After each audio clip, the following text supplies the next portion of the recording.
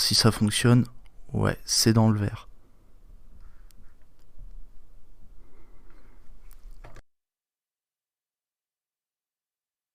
À 60 ans, on s'est battu pour la gagner, on se battra pour la garder. La retraite, à 60 ans, on s'est battu pour la gagner, on se battra pour la garder. La retraite, à 60 ans, on s'est battu pour la gagner, on se battra pour la garder. La retraite, à 60 ans, on s'est battu pour la gagner, on se battra pour la garder. Alors je dis oui. Mais enfin, ça va pas! Arrêtez! La retraite.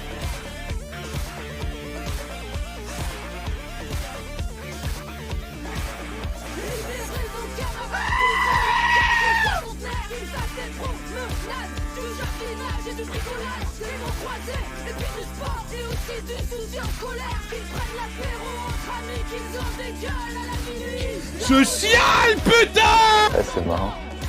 On s'est battu pour la gagner, on se battra pour la garder. La retraite, à 60 ans, on s'est battu pour la gagner, on se battra pour la garder. La retraite, la retraite. Ça a commencé? Oui, ça a commencé. L'émission a commencé? On est à l'antenne. On veut compter toutes les machines s'envoient en l'air dans les Depuis 5 minutes, j'étais pas prêt les gens. nous mettent minables, on frappe et qu'elles repassent des immeubles, qu'elles nous fassent des tartes au beurre ou qu'elles ondulent au soleil. Si elles ont un peu la flemme, on s'arrêtera pas là. On veut entendre les cris de joie dans les parcs qu'on était. Des cocas libérés, les cheveux gris au vent, courant à droite vers le levant, qui fait chanter et faire des rondes et réfléchir. Macron explose.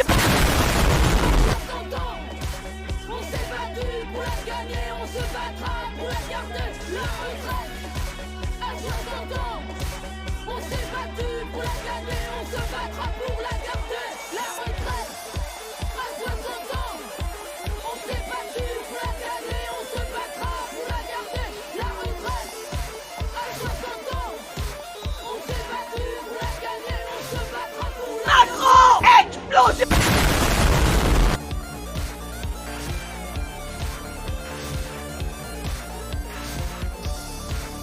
Les retraités, si c'est Bernard Arnault, lui baisser ses pensions et ses revenus, je suis pour. L'esprit, comment dirais-je, socialo-marxiste. On pourrait dire que je suis déconstructionniste. Oh, Il est comme. Donc quand on y arrive, ça ne s'arrête jamais. Et rassurez-vous, c'est Ça, Bolo. Hein, lui, quand il dit j'aime bien l'Afrique de. Alors je dis oui.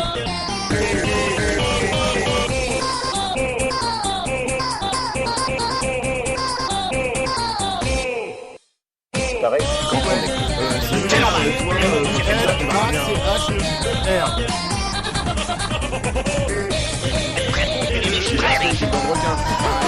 C'est quoi ça?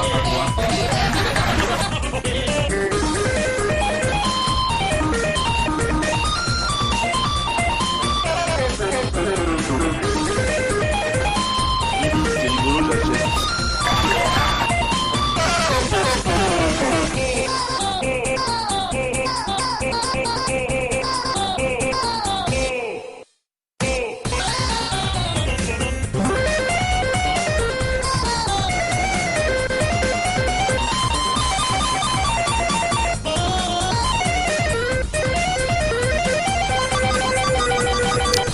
J'arrive tout le monde.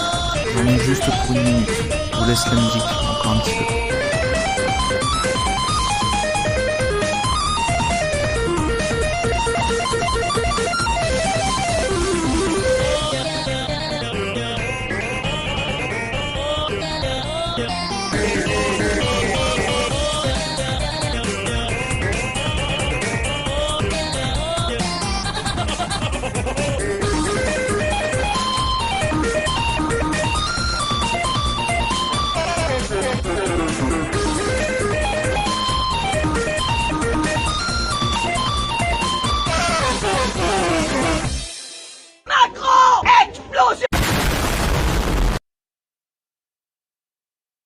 Бочка бас колбасит соло, колбасер по пояс голый.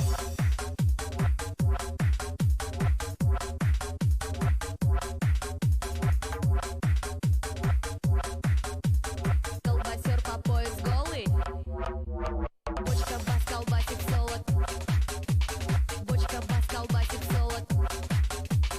Бочка бас колбасит соло. Бочка бас колбасит соло. Колбасер по пояс голый. Бочка бас колбасит соло. Бочка бас колбасит соло. Бочка бас колбасит соло. Колбасер по пояс голый. Бочка бас колбасит соло. Бочка бас колбасит соло. Бочка бас колбасит соло. Колбасер по пояс голый. Бочка бас.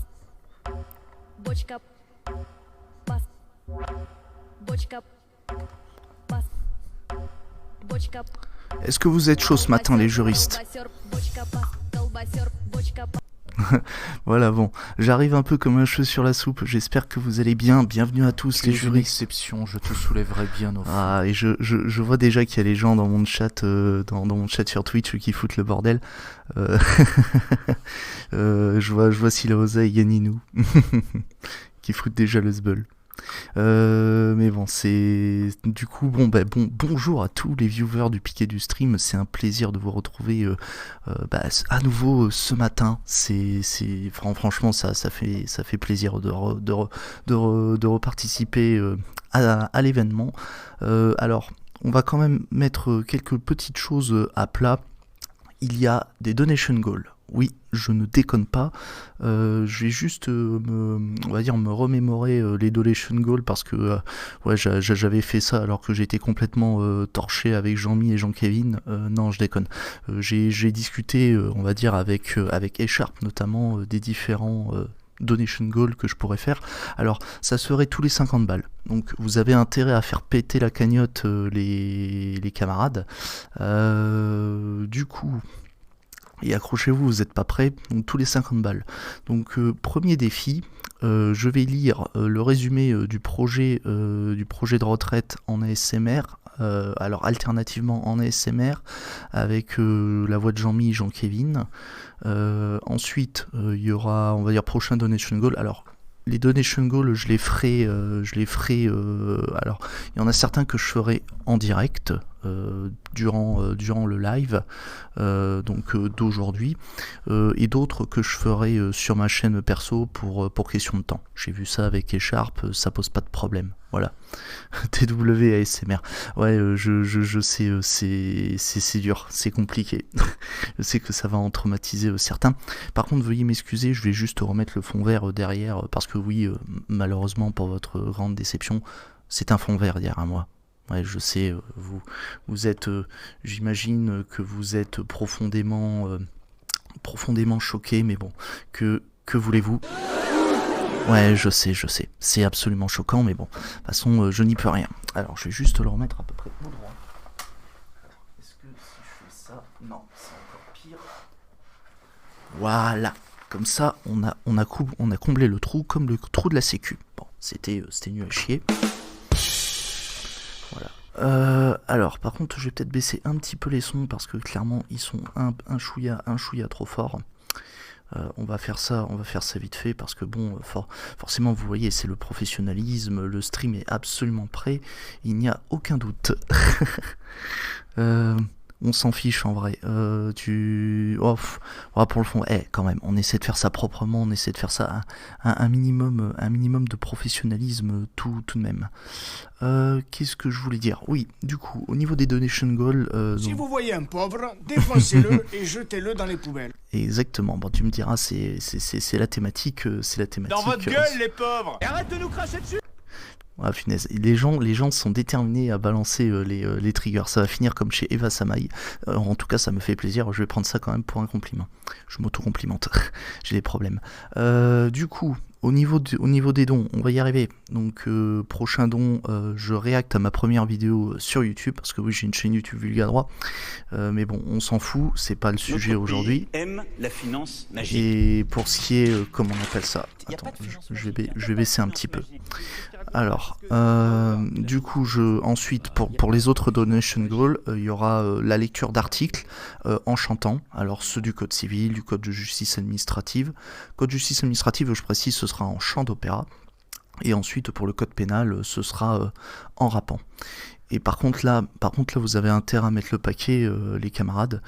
Si on arrive à 26 000, je fais l'article 49 en rappant. Et je me démerderai peut-être à tour de rôle. Oui, je sais, c'est honteux. Ah oui, ça serait le fond de ta chambre, ça serait le même. Ouais, bah écoute, après, c'est juste. Ouais, en chantonnant. Ouais, en chantonnant, ça va être catastrophique parce que je n'ai aucun talent de chanteur. Au contraire, ça va être un massacre. Et alors, ensuite, peut-être dans les derniers donation goals, tous les 50 balles. Alors, je vais vous prévoir, vous n'êtes pas prêts, une fanfic improvisée en live entre Jean-Mi et Bolloré. Oui, je ne déconne pas, vous allez avoir une tension entre Jean-Michel et l'un de ses on va dire, une de ses figures, on va dire pour lesquelles il idolâtre, savoir Bolloré. Ça, je sens que ça va être chaud. Et ensuite, vous aurez, alors, autre donation goal, une fanfic entre Jean-Kévin et Marion Maréchal. Parce que oui, je rappelle que Jean-Kévin est un rouge-brun, donc il s'acoquine avec certaines personnalités disons, pas très recommandables. Voilà. Et dans les derniers donation goals à 50, enfin tous les 50 euros, encore une fois, je vous lis un article de doctrine sur le droit de grève avec différentes voix, donc ASMR Jean-Kévin, et peut-être on tentera d'improviser d'autres voix. On va essayer, parce que bon, je suis pas non plus imitateur, je veux dire, je ne suis pas super flame. Ouais, je crains le pire. Ouais, vous n'êtes pas prêts, mais par contre vous avez intérêt à donner, bien sûr, encore une fois, parce que je ne suis pas un salaud de capitaliste, bien sûr, selon vos moyens, bien évidemment, selon vos capacités. Le but n'est pas de vous plumer comme les banques ou votre propriétaire. Voilà, bien évidemment. Ici, on est à gauche. On n'est pas, ordolibéral ou néolibéral, mes couilles. Voilà. Bon, sur ces précisions, ma foi, je pense qu'on va pouvoir peut-être commencer la lecture des différents sujets. Alors, au niveau des sujets, donc je vous montre un peu. Donc, vous avez le fameux sujet LGBT. Avec un compte LGBT qui avait été, si je puis dire, considéré comme nuisible en Lituanie. L'affaire a été portée devant la Cour européenne des droits de l'homme. Ensuite, on peut parler aussi d'amiante, donc une affaire où la Cour de cassation apporte des précisions sur l'indemnisation en matière, concernant l'amiante. Voilà. Après, qu'est-ce qu'on a d'autre ? On va parler ensuite d'une affaire devant la CNIL qui concerne TikTok, voilà, avec une sanction à 5 millions d'euros. Et on va essayer d'en savoir un peu plus.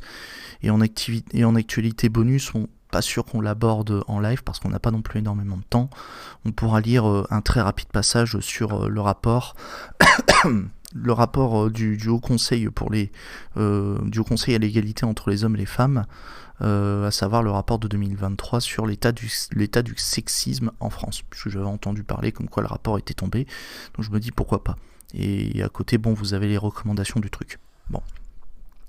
Du coup, on va peut-être pas traîner et on va se mettre aussi au passage une petite musique de jazz, parce que quand même, on va essayer de faire les choses proprement. Hop. Alors, est-ce qu'il va vouloir mettre la musique de jazz ? Ouh là là. Ouh, il a pas l'air d'avoir envie. Excusez-moi, c'est très fort, j'ai dû niquer vos oreilles. On va mettre ça en qualité dégueulasse parce que j'ai une co de merde. Et je me rends compte que dans mon Stream Deck, il me manque une fenêtre pour contrôler le son de mon autre navigateur. Mais comme dirait l'autre, ne t'inquiète pas, ça va bien se passer. De toute façon, on fait les réglages en direct, ne vous inquiétez pas. Ce stream est réalisé par un professionnel. Lol. Alors, hop. Alors, est-ce que je peux... Oui, je vais faire un copier. Voilà, super. Et là, on va réduire... On va mettre la musique à Allez, peut-être à 5, ouais, à 10% normalement. 5 ou 10% ça devrait le faire. Hop, et voilà. Voilà. Est-ce que c'est un peu trop fort ou pas? Ouais, à mon avis, je crois que la musique est un peu fort. Bon, on va le mettre à moitié. Voilà. Normalement, vous devriez pas trop entendre la musique. Allez, c'est parti. On a assez traîné. Je connais pas Jean-Kévin, tu peux le faire comme tu veux. Je verrai pas la différence. Bon, après, ouais, respecte-moi, Jean-Kévin, c'est comme ça. Alors que Jean-Mi, c'est fichtre. Voilà, tu sais, c'est avec la voix, une voix un peu, voilà. Mais bref, du coup, maintenant qu'on a fait les petits éléments, on va entamer la lecture, si vous le voulez bien. Hop, juste, je vais essayer de dégager les différents éléments, sinon on va pas s'en sortir. Allez, tac. Alors la question que je me pose, ouais, vu qu'on a quand même pas beaucoup de temps, on va pas traîner. Allez, c'est parti. Alors, les principaux faits. La requérante, Madame Makate, était une ressortissante lituanienne née en 1975. Elle résidait à Vilnius, en Lituanie. Putain, Vilnius, c'est la ville dont avait parlé Antoine Daniel dans sa vidéo, vous savez, avec le maire qui roule avec le tank et tout. Ah putain, ça me rappelle des souvenirs. Elle est décédée en mars 2020, et sa mère a poursuivi la procédure en son nom. La requérante, qui était ouvertement homosexuelle, était écrivaine de littérature pour enfants. En décembre 2013, l'Université lituanienne des sciences de l'éducation publia l'un de ses livres, un recueil de contes destiné aux enfants de 9 à 10 ans, intitulé « Cœur d'ambre ». Cette publication fut en partie financée par une subvention du ministère de la Culture. Le livre, qui reprenait des motifs de contes traditionnels, mettait en scène des personnages appartenant à des groupes ethniques minoritaires ou présentant un handicap mental, et il abordait des thèmes tels que la stigmatisation, les brimades, les familles touchées par un divorce et l'immigration.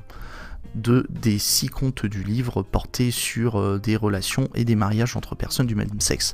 Bon, autrement dit, c'est un livre qui se veut en quelque sorte woke. Donc un livre qui ne plaira certainement pas à nos amis droitos. Parce que oui, de toute façon, vous vous en doutez, la réaction des droitos, ça va être ça. Vous m'emmerdez. Pas du tout. Pas du tout.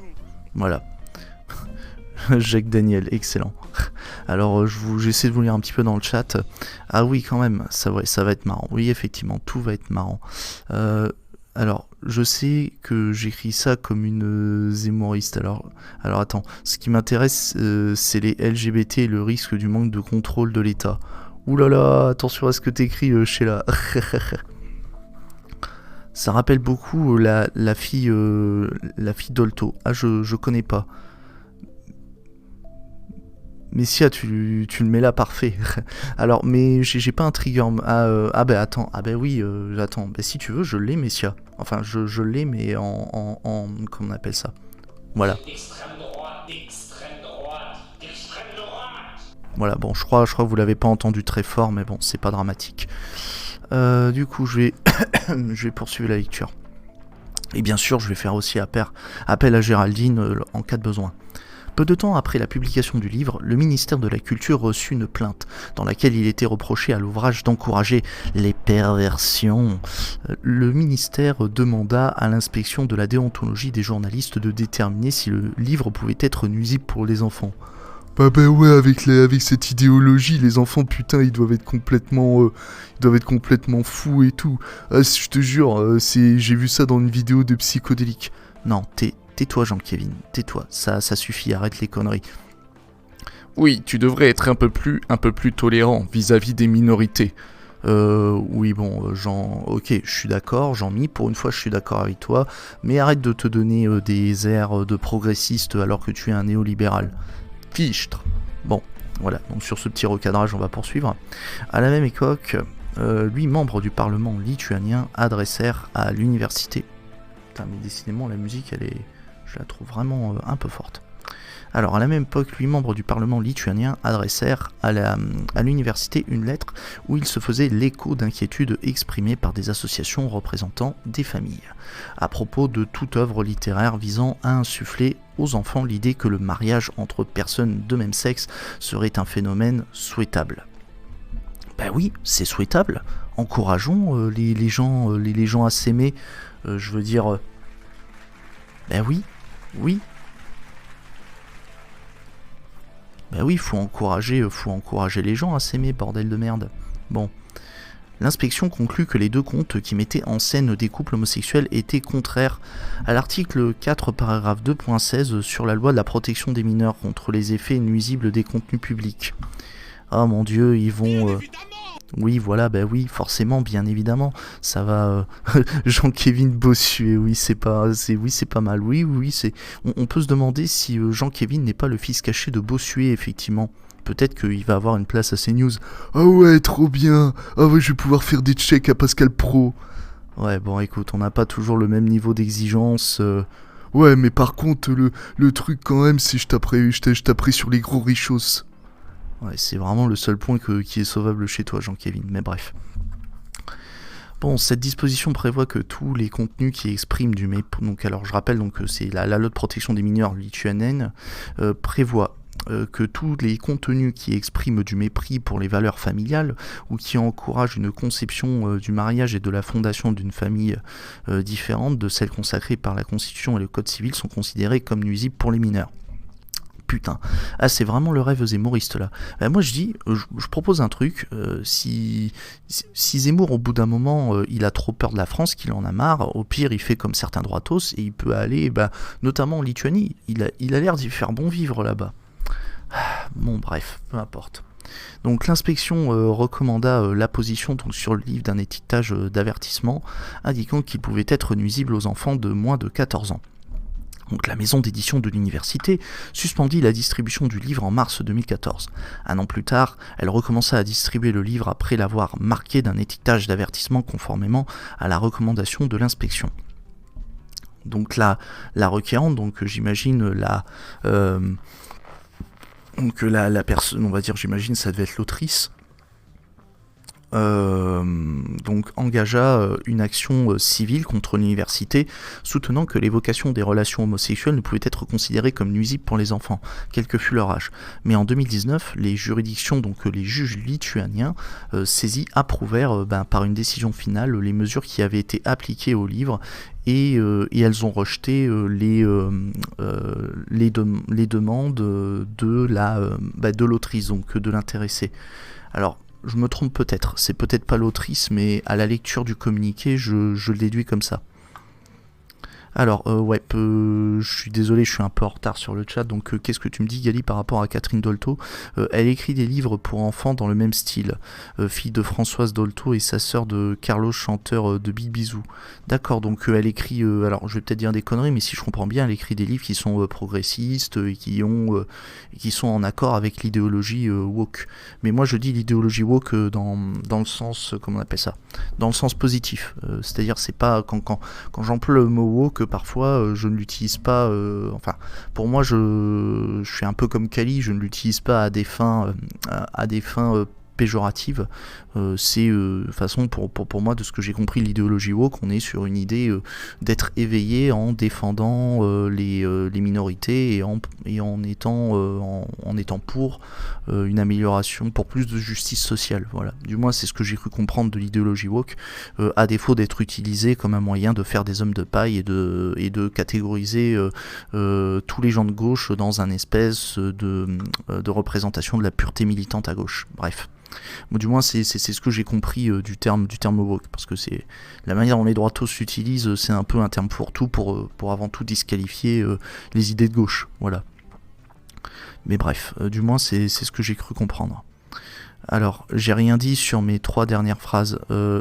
L'auteuse, la procureuse, on dit pas auteur avec un E, ou peut-être l'autrice, autant pour moi, désolé si j'ai mis un... Ouais, les wokistes, Ah putain ouais, je suis pas assez en forme pour faire Chewbacca. Je suis un peu fatigué. Parce qu'en général, parfois petit truc con, de temps en temps pour le troll, je m'amuse à faire, je sais pas, c'est des trucs que je le fais sous ma douche, etc. J'ai mis Chewbacca. Non, quand même pas sous la douche, je déconne, faut pas abuser. Mais bon, oui, bon, ouais, c'était la blague de merde. Mais bref, peu importe. Bon, recentrons. Alors, en particulier en février 2019, dans le cadre d'une seconde procédure qui avait été ouverte après que la Cour suprême eut renvoyé pour examen, la Cour régionale de Vilnius confirma la conclusion de la juridiction de première instance, donc en gros c'est le premier tribunal devant lequel vous allez, selon laquelle le livre pouvait nuire aux enfants. Donc en gros ouais, on avait la cour régionale, donc j'imagine ça doit être alors je sais pas si c'est une juridiction d'appel ou une juridiction de cassation, je ne connais pas le droit lituanien, vous m'excuserez. La cour régionale donc jugea en outre que certains passages étaient trop explicites sexuellement et que la manière dont les contes représentaient un modèle familial nouveau soulevait la question de savoir si la requérante ne suivait pas elle-même une démarche discriminatoire envers les personnes qui avaient d'autres valeurs que les siennes. Au secours, oh putain, mais c'est pas possible. Ah bah soyons précis, parce que vraiment c'est toujours à la serpe quoi. Ouais, là clairement, ou alors vas-y, un lordon. Il est totalement hors sol, il touche pas terre, ça se finit dans le drame, c'est une bouffonnerie. Ouais, c'est pas faux. Est-ce que les triggers sont assez forts ou beaucoup trop Ah, ouais, bon, ouais, y a pas le HALED, Silaosa, malheureusement. et les commandes ne fonctionnent pas dans le chat, comment on appelle ça? Elles ne fonctionnent pas dans le chat du piqué du stream, voilà. Parce qu'il n'y a pas de trigger fire, à ma connaissance, qui a été créé pour le piqué du stream, voilà. Un peu faible, oui, bon. On va du coup augmenter un petit peu le son des triggers. Merci. N'hésitez pas à me faire des retours son, ça m'aide énormément, surtout à améliorer on va dire la qualité du schmilblick. Hop, normalement à 25 ça devrait le faire. Alors qu'est-ce que ça donne? On va voilà, c'est un peu ça va, c'est un peu plus raisonnable en termes de son. Bon. Alors du coup vous en doutez, sachant que la personne a perdu tous ses procès devant les juridictions lituaniennes, la personne a décidé de saisir la Cour européenne des droits de l'homme, et vous allez voir sur quel fondement ça a été saisi. Donc la requête a été introduite devant la Cour européenne des droits de l'homme le 22 novembre 2019, invoquant l'article 10, liberté d'expression alors qui est garantie par la Convention européenne des droits de l'homme, et aussi l'article 14, interdiction de la discrimination. Donc la requérante se plaignait de la suspension temporaire de la distribution de son livre et de la position ultérieure sur celui-ci d'un étiquetage le présentant comme nuisible pour les enfants, mesure qui selon elle avait été adoptée uniquement parce que l'ouvrage renfermait des représentations positives des relations homosexuelles. Non, tu penses sérieusement que ce livre a été catégorisé parce qu'il donnait une bonne image de l'homosexualité ?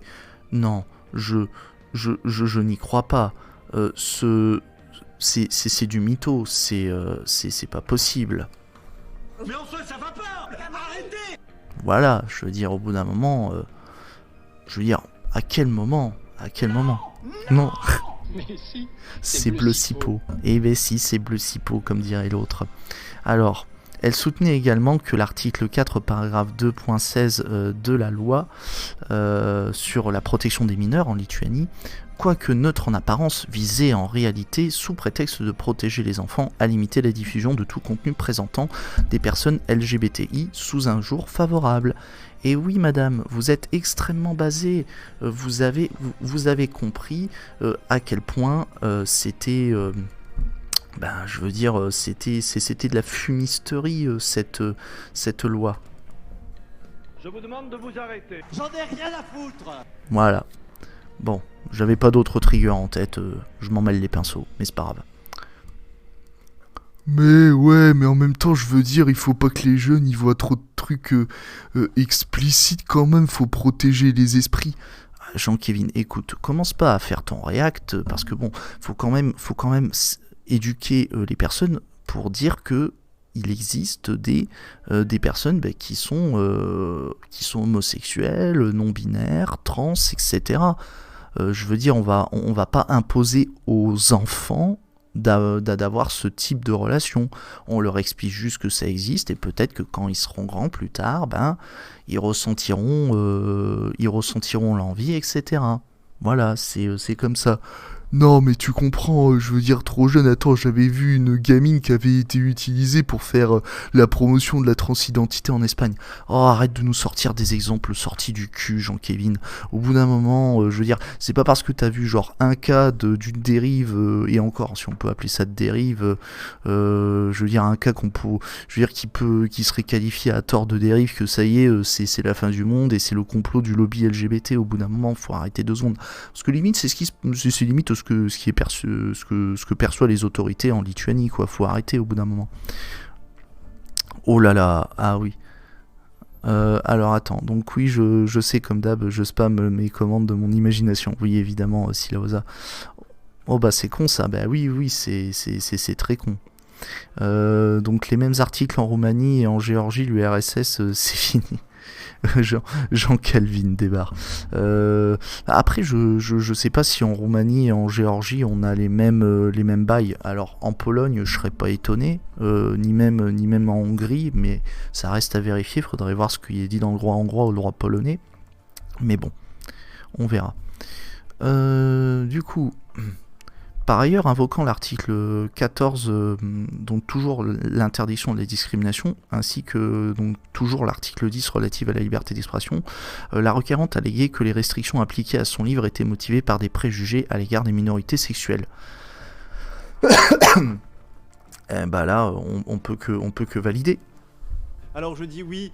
Alors oui pour constater la discrimination, mais pas oui aux préjugés, bien évidemment. Bon. Poursuivons.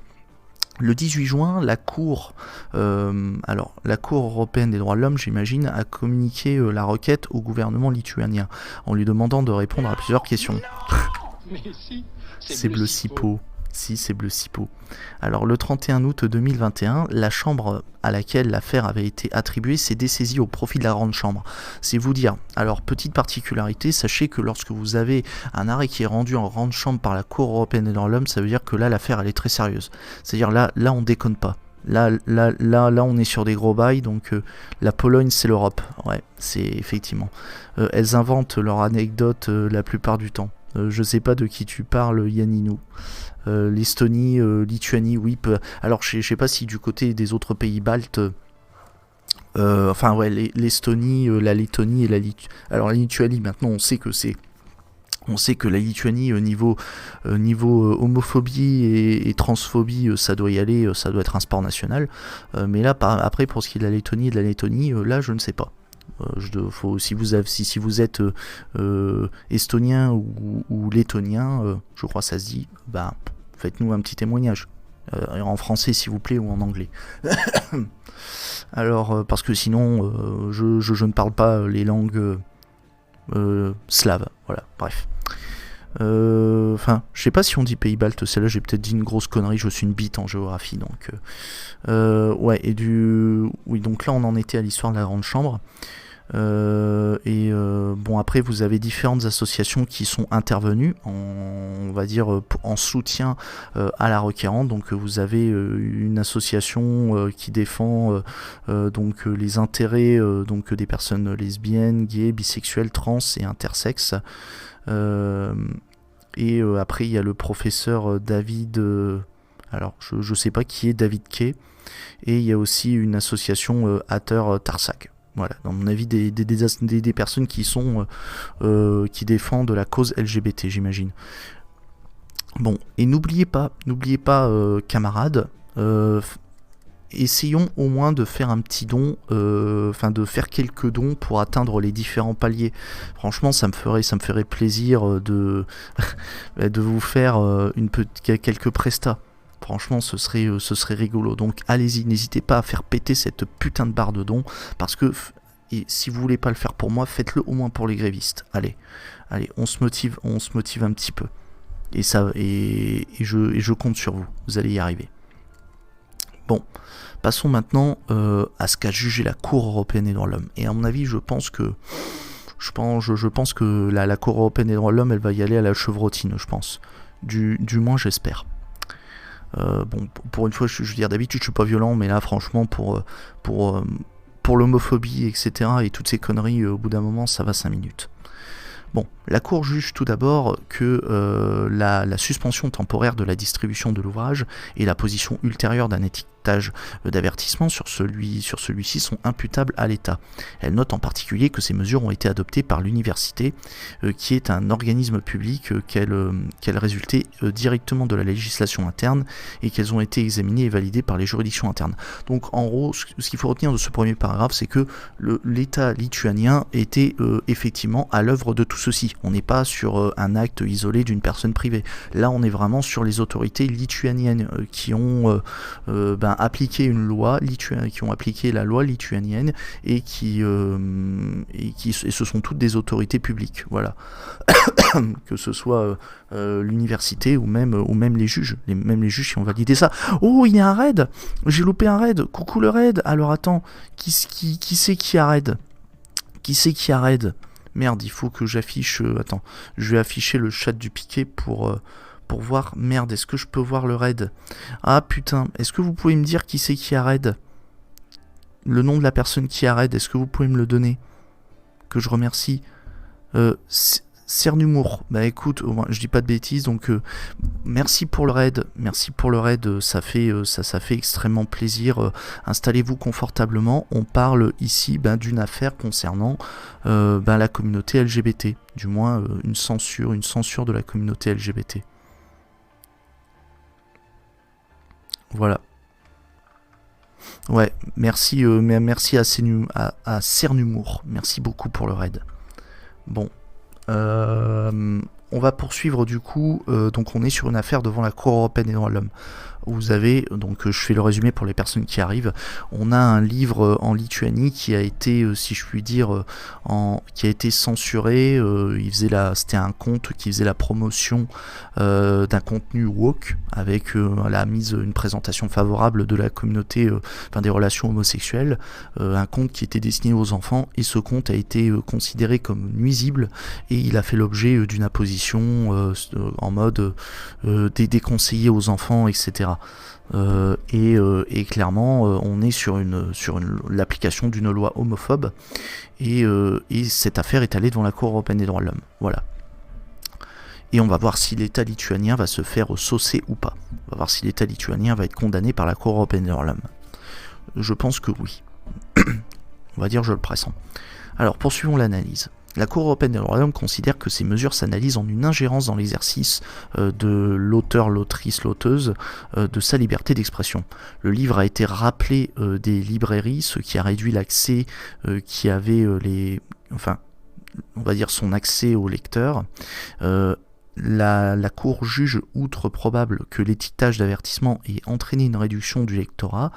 D'une part, il a certainement dissuadé un nombre non négligeable de parents d'enfants appartenant à la classe d'âge cible du livre de laisser leurs enfants lire celui-ci. D'autant plus que la communauté LGBTI fait l'objet de préjugés en Lituanie, sans déconner. Je regarde. Salut Chris Catrod, bienvenue à toi. Installe-toi confortablement. Et bonjour à toutes les personnes qui arrivent au compte-gouttes et que je serais susceptible de manquer, parce que je suis un petit streamer et je n'ai pas l'habitude d'avoir autant de monde, donc je vais faire mon possible pour essayer de vous lire. Voilà. Après, petit coucou aussi à toutes les personnes qui lurkent au passage, ça fait plaisir. Et je vous rappelle qu'il y a des donation goals. Si vous voulez que je fasse des conneries, c'est toutes les 50 balles. Allez, faites péter cette caisse de grève. Faites-le pour les grévistes. Je vais être chiant, je vais le répéter, mais c'est important. Parce qu'on a... je fais ça jusque 8h. Donc si vous pouvez mettre le paquet, je compte sur vous. Allez. Bon. Salut, valeur anarchiste. Bienvenue à toi.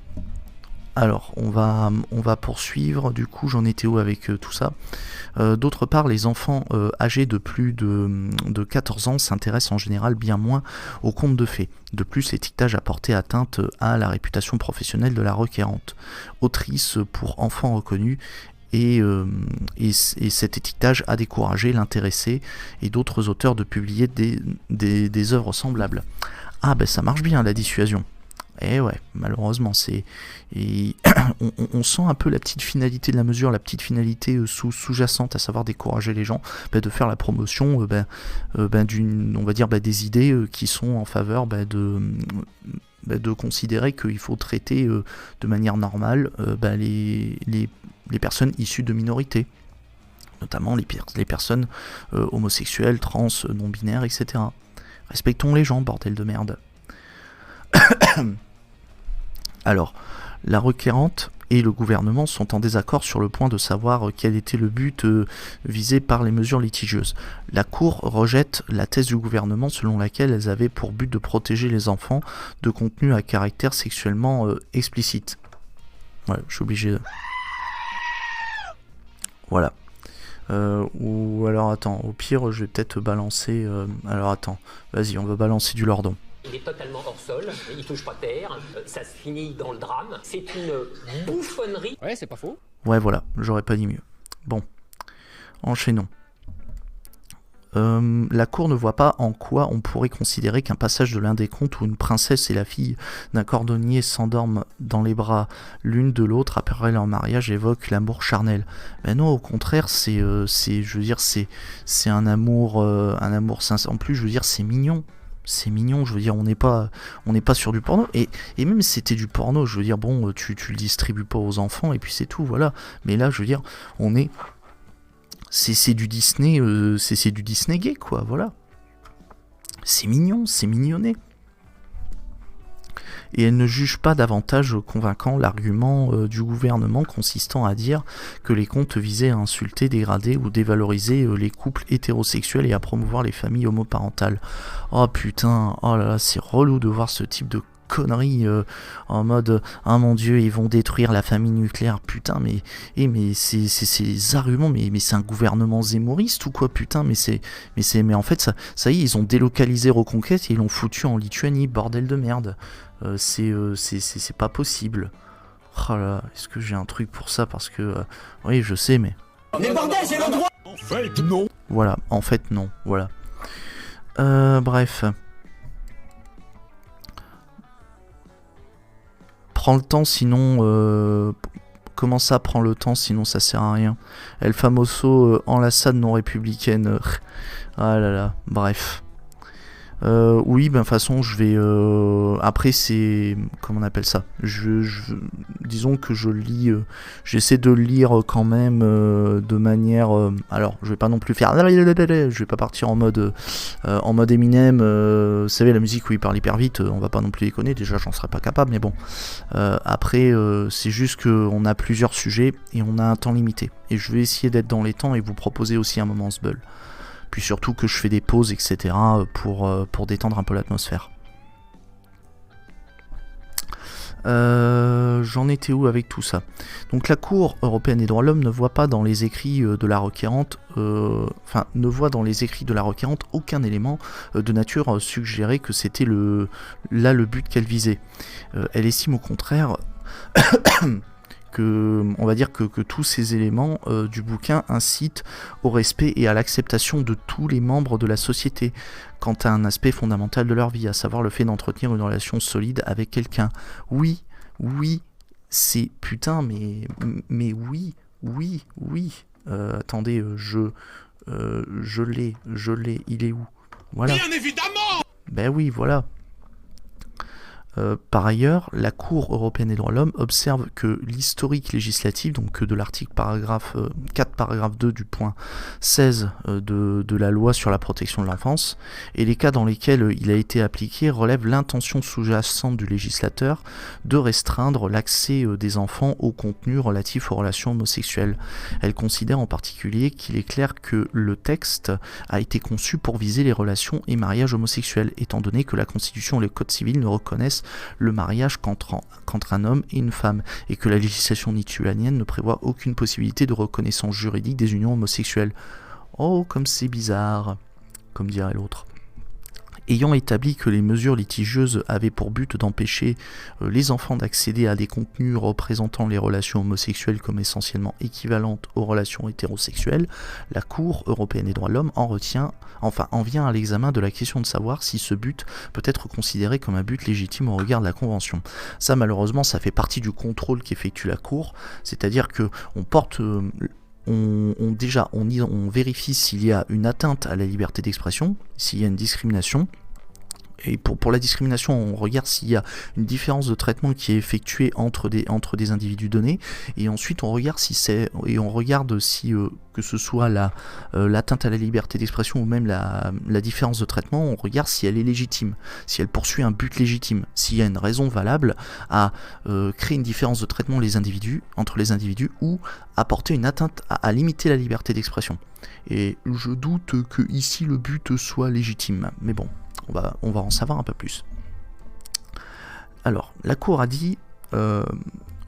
déjà dit dans sa jurisprudence, donc dans les différentes décisions qu'elle a rendues, qu'il n'existe, comme plusieurs organismes internationaux l'ont confirmé, aucune preuve scientifique qui suggérerait que la simple mention de l'homosexualité ou un débat public ouvert sur le statut social des minorités sexuelles nuirait aux enfants.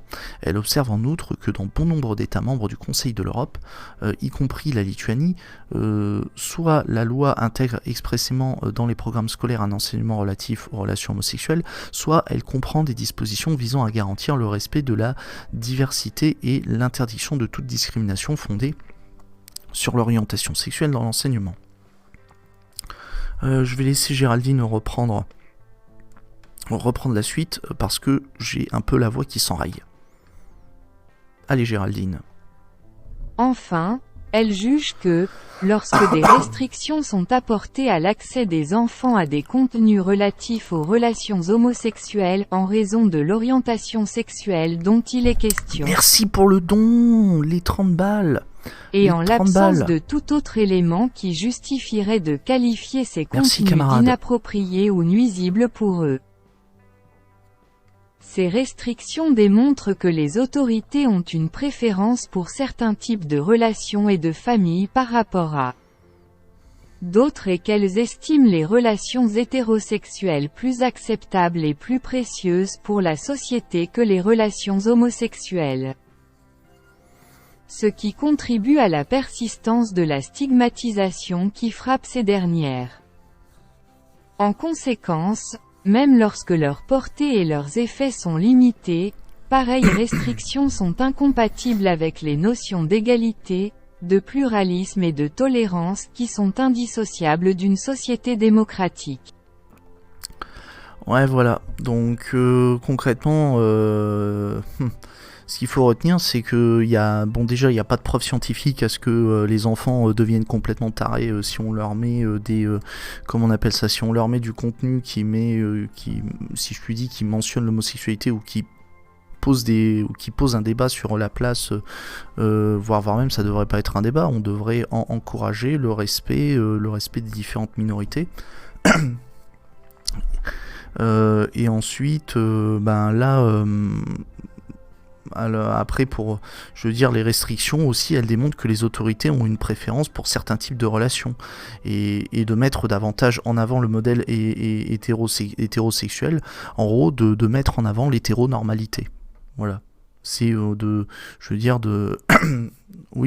considérer que la norme c'est uniquement l'hétérosexualité et pas l'homosexualité. Donc je suis navré, moi clairement quand j'entends ça me choque. Normalement on devrait laisser libre à chacun de choisir la relation dans laquelle il se sent le mieux. Si les personnes dès la naissance sentent qu'elles sont homosexuelles, respectons ce choix. Si on sent qu'au cours de leur vie les personnes ressentent une dysphorie de genre et qu'elles ont besoin de faire une transition, laissons les gens faire, voilà, et accompagnons-les bien évidemment pour que la transition se passe correctement, voilà, et que la personne se sente bien dans ses pompes. Je veux dire, c'est pas compliqué au bout d'un moment. Et coucou Philippe, et je vous rappelle, on est à 20 balles du premier va dire du premier de donation goal. Donc plus que 20 balles et je vais vous faire et je vous lirai alors je pense que je lirai peut-être un extrait de l'annonce du gouvernement sur le projet de réforme des retraites avec la voix de Jean-Mi et de la SMR et la voix de Jean-Kevin, voilà. Et après les donation calls vont se poursuivre. Donc allez-y, faites péter les dons. Donc j'en étais où avec ton ça? Ouais, donc, et la Cour conclut donc que les mesures appliquées au livre de la requérante ne visaient aucun but qu'elle pourrait considérer comme légitime au fin de l'article 10. Ça commence mal. Voilà. Et la Cour en déduit qu'il n'y a donc, après il n'y a pas lieu d'examiner en gros la violation de l'article 10 de la Convention européenne des droits de l'homme sur la liberté d'expression est tellement flagrante qu'il n'y a même pas besoin de prendre la peine d'analyser la violation du principe de discrimination, puisqu'en fait tout est englobé. Tout est englobé, en gros vous avez un emballage et toute la merde est dans cet emballage, voilà. Et c'est pourquoi vous avez la condamnation de la Lituanie qui est prononcée par la Cour européenne des droits de l'homme. Voilà. Donc sachez que et c'est important de noter, de mettre en avant cette affaire, parce que si la France continue... Bien évidemment. Oui, voilà, bien évidemment. Si la France continue d'être membre du Conseil de l'Europe, et admettons, je ne le souhaite pas, j'espère pas que ça arrivera, mais admettons qu'on a le RN ou Reconquête qui arrive au pouvoir, ce qui est encore moins probable, mais je tousse du singe pour que ça n'arrive pas, s'ils mettent en place ce type de loi et qu'on est toujours membre du Conseil de l'Europe, ce sera, on va dire, la Cour européenne des droits de l'homme pourra balancer des condamnations en disant, bon, vous discriminez les minorités. Et aussi, ça s'applique en gros à tous les États qui sont membres du Conseil de l'Europe. Et je rappelle, le Conseil de l'Europe, c'est une organisation internationale qui est distincte de l'Union européenne. Voilà. Le Conseil de l'Europe a vocation à défendre les droits de l'homme, et l'Union européenne, on est sur une organisation internationale qui a des pouvoirs plus importants. Voilà, puisque c'est une organisation qui est à cheval entre un État fédéral et une organisation internationale. Voilà. Qu'est-ce que je voulais dire d'autre ?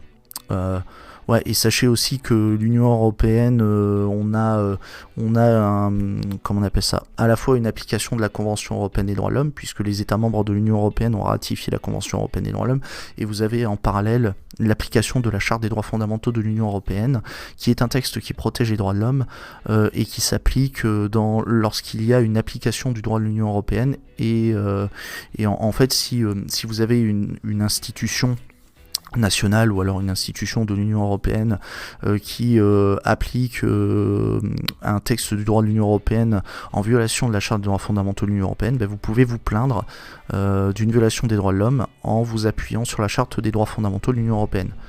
Par contre, si vous êtes en dehors de l'application du droit de l'Union européenne, de mémoire, vous devez mobiliser les stipulations de la Convention européenne des droits de l'homme pour vous défendre. Voilà.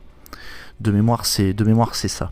Après, si vous avez des démarches, je vous rappelle, faites appel à un avocat. Moi, je suis pas là pour faire du conseil juridique, je le rappelle. Bon, je vois que c'est toujours un peu faiblard les dons. Allez, faites-moi au moins péter le premier donation goal, les gens. Allez les viewers, je compte sur vous. J'aime Emma Roberts, moi Jessica Long, ok, ça parle d'American Horror Story. Le RN, je pense pas que ce soit le projet. Je pense pas qu'il y a de projet, tu sais, oui, s'il y avait un projet encore. Nique ta mère. Voilà. Ils vont, on est d'accord, se mettre en dehors des lois. Oui, il va y avoir des lois qui seront mises en question, et peut-être effectivement le mariage entre personnes de même sexe. Voilà. Le seul truc de bien qui a été fait par le Parti Socialiste sous Hollande, voilà. Ouais, voilà, je vois que le nique ta mère, ça t'a fait quelque chose, Sheila. Allez. Donc là, on a fait le premier truc. Maintenant, on va passer sur l'amiante. On va essayer de pas traîner. Alors, on va lire le résumé. Donc ça, c'est ce qu'il faut retenir. Donc la Cour de cassation élargit le périmètre d'indemnisation d'un accident du travail ou d'une maladie professionnelle en cas de faute inexcusable de l'employeur. Les victimes comme leurs ayants droit seront mieux indemnisées, notamment celles qui ont été exposées à l'amiante. Bon, à chaque fois je vous rappelle, les différents communiqués de presse que je vous lis, c'est de l'information juridique qui est vulgarisée. On va dire, c'est pas ces communiqués qui font nécessairement autorité. C'est une piste d'interprétation de la décision. Ça peut être une première entrée en matière pour comprendre ce qui a été jugé. Après, si vous voulez un commentaire, bon, bah, faut lire des articles de professionnels du droit. Mais bon, moi je me cantonne à ça par, on va dire, par simplicité. Voilà. Bon, on va enchaîner. Allez, c'est parti. Donc les faits. Donc 2 salariés sont morts d'un cancer. Ouais, ça va pas être fun. Deux salariés sont morts d'un cancer des poumons après. Pourquoi j'ai une musique comme ça? Attendez, on va mettre parce que je vois qu'il y a un clip et tout. Moi, je veux une musique jazz classique. Voilà.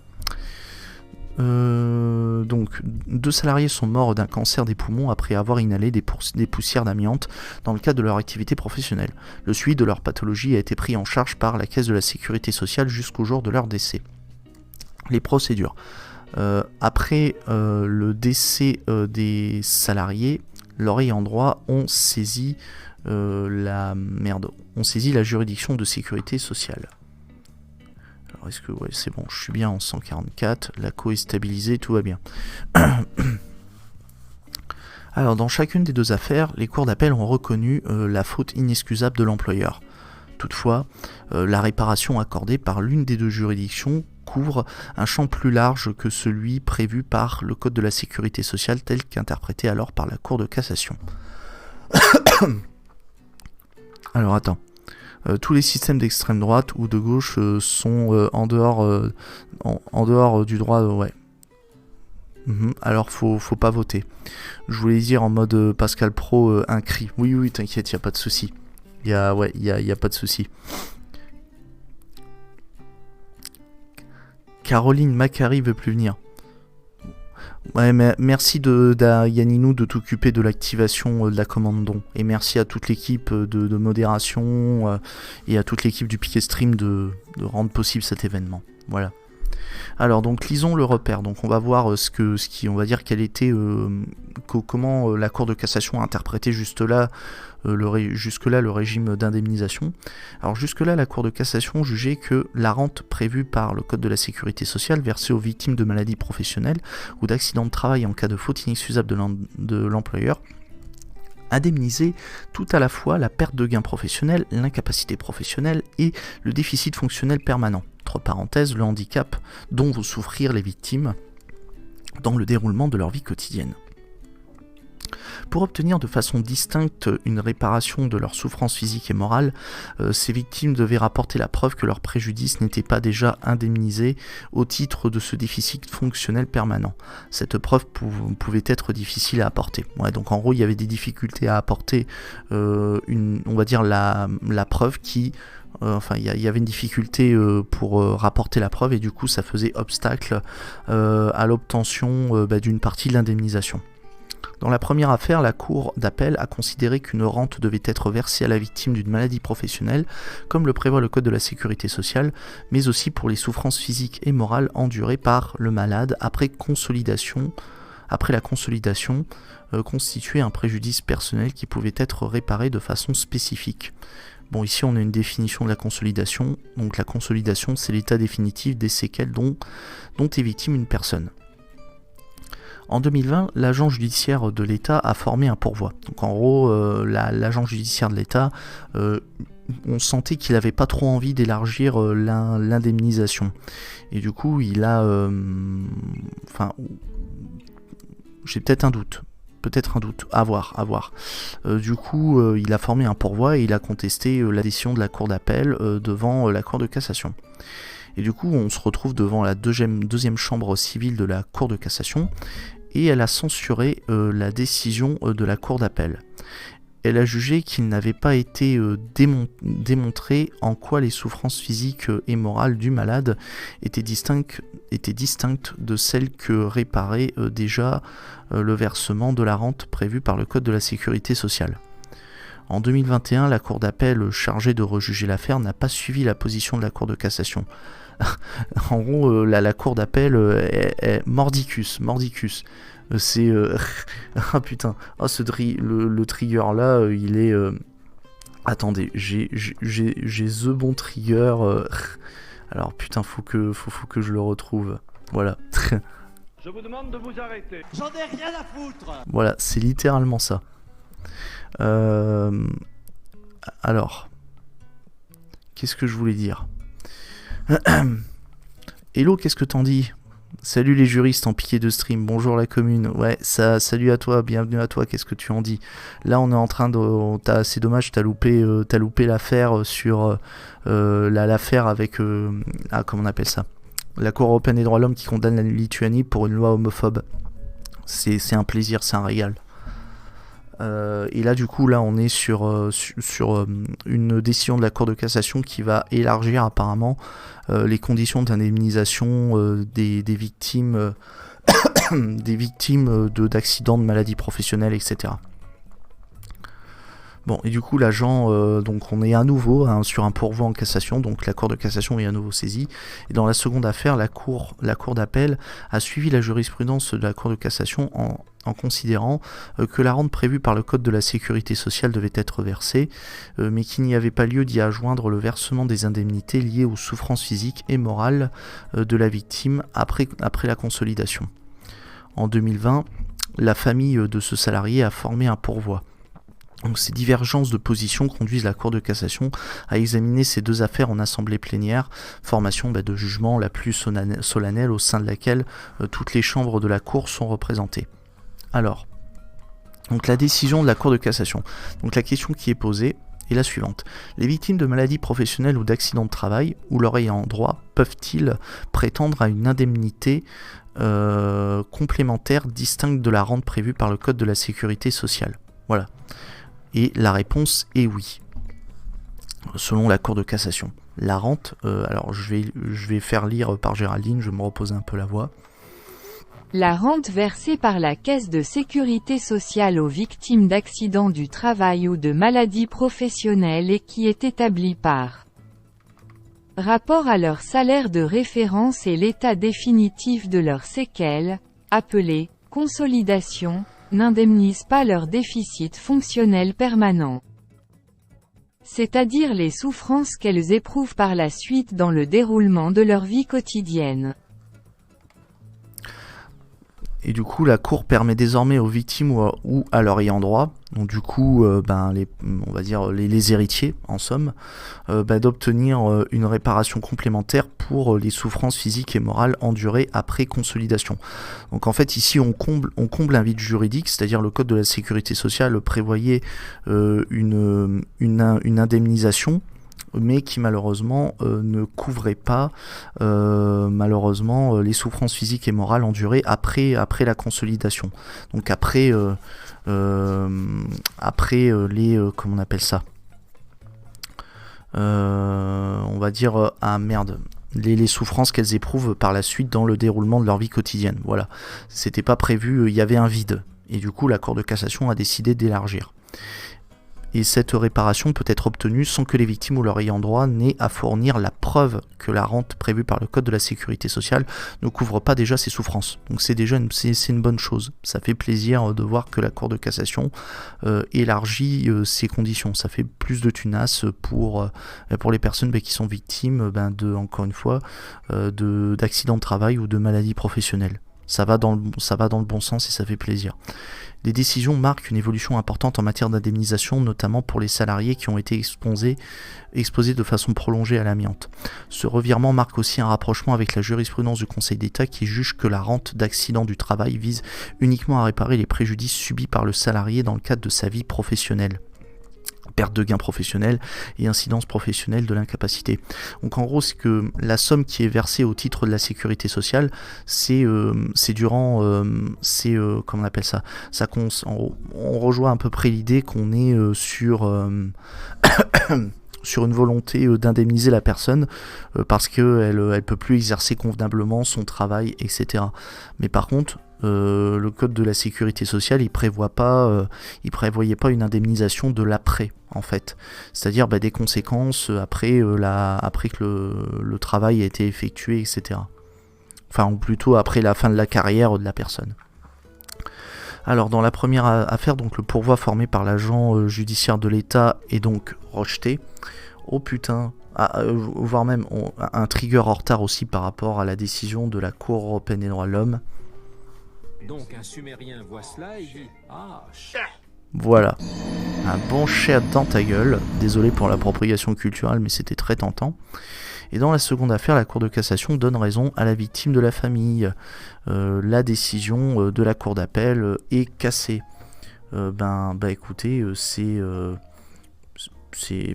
ma foi, tout va bien. Moi je dis, ça mérite des applaudissements. Et aussi une foule en folie.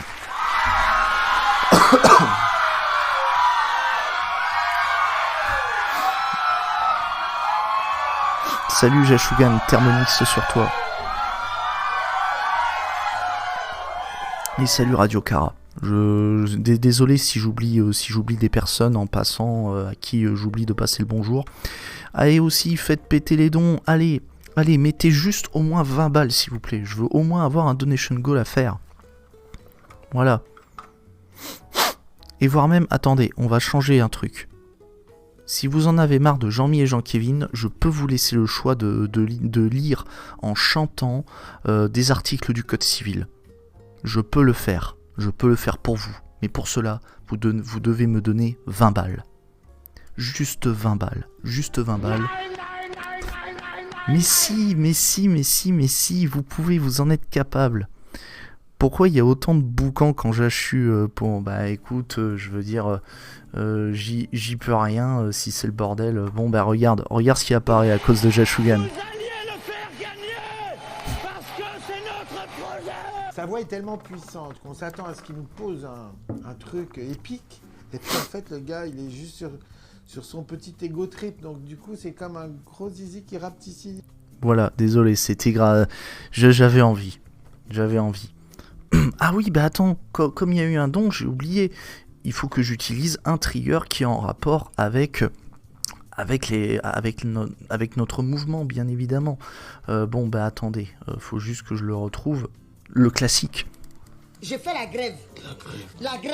Voilà. Oui, j'avoue. Je veux dire, sachez qu'à chaque don, quand même, je fais un trigger en rapport avec la grève, la retraite, etc. Voilà, aussi. Donc, raison de plus pour que vous mettiez la main à la pâte. Allez, vous pouvez le faire, je compte sur vous. Et encore une fois, même si c'est des petits dons, genre 1 euro, etc., il suffit qu'il y ait 20 personnes qui mettent 1 euro et c'est bon. Voilà. Est-ce qu'il faut reculer l'âge légal qui est aujourd'hui à 60 ans ? Bande de tricheurs. On doit progressivement décaler l'âge de départ légal, obligatoire, jusqu'à 65 ans. C'est vraiment mentir, mon gars. Voilà. Bon, il est gentil celui-là. Mais bon. Vous êtes quand même des petits filous de balancer les triggers comme ça. Bande de petits filous. Bon. Donc du coup on a fait le tour de cette décision et je vous propose qu'on passe à la CNIL. Voilà. Puis c'est bien, ça va nous laisser un peu de temps. Et je vous rappelle, il nous reste 50 minutes, donc faites-moi péter cette barre de dons. Je compte sur vous. Allez, je crois en vous. Vous pouvez le faire. Est-ce que j'ai un trigger pour vous encourager Non. Ou alors Fichtre. Voilà, je balance plein de triggers pour vous, plein de triggers sonores. Bon, là on va on va basculer sur les cookies. Voilà. J'espère que vous avez faim. Ah, c'était nul. Silence bourgeois. Silence bourgeois. Oui, c'est ça, exactement. Du coup, on va parler de TikTok, voilà, qui s'est fait épingler par la CNIL et qui se mange une sanction de 5 millions d'euros. Le 29 décembre 2022, la CNIL a sanctionné le réseau social TikTok pour un montant total de 5 millions d'euros pour 2 raisons. Les utilisateurs de TikTok ne pouvaient pas refuser les cookies aussi facilement que les accepter, et il n'était pas informé de façon suffisamment précise des objectifs des différents cookies. Alerte psychopathe. Regarde maman, un psychopathe. Voilà.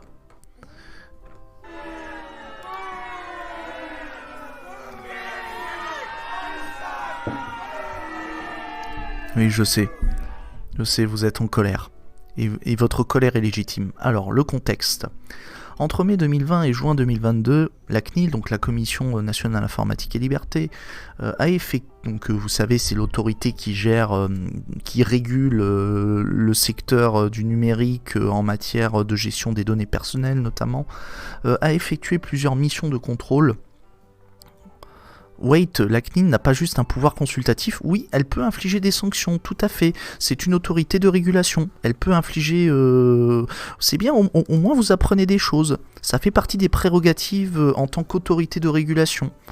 En tant qu'autorité de régulation, vous avez, plutôt plus précisément, alors je crois que la CNIL c'est une autorité administrative, je ne sais plus si c'est une autorité administrative indépendante ou une autorité publique indépendante. On va regarder CNIL... Autorité administrative indépendante. Je crois que c'est une autorité administrative indépendante. Oui, voilà, c'est une autorité administrative indépendante. Parce que la différence avec je vous rappelle la distinction entre autorité administrative indépendante et autorité publique indépendante. C'est que les autorités publiques indépendantes, elles ont une personnalité morale. C'est-à-dire que lorsque... en fait, elles ont un patrimoine qui leur est propre. Et lorsqu'elles commettent une faute, elles engagent leur propre responsabilité et pas la responsabilité de l'État. Ce qui est le cas pour les autorités administratives indépendantes. Donc en gros, lorsque la CNIL merde et qu'elle commet une faute et qu'on veut engager la responsabilité, on n'engage pas la responsabilité de la CNIL, mais de mémoire la responsabilité de l'État. Et la CNIL n'a pas un patrimoine autonome, il me semble. Je vais juste quand même revérifier ces points, parce que encore une fois c'est de mémoire, autorité publique indépendante, définition.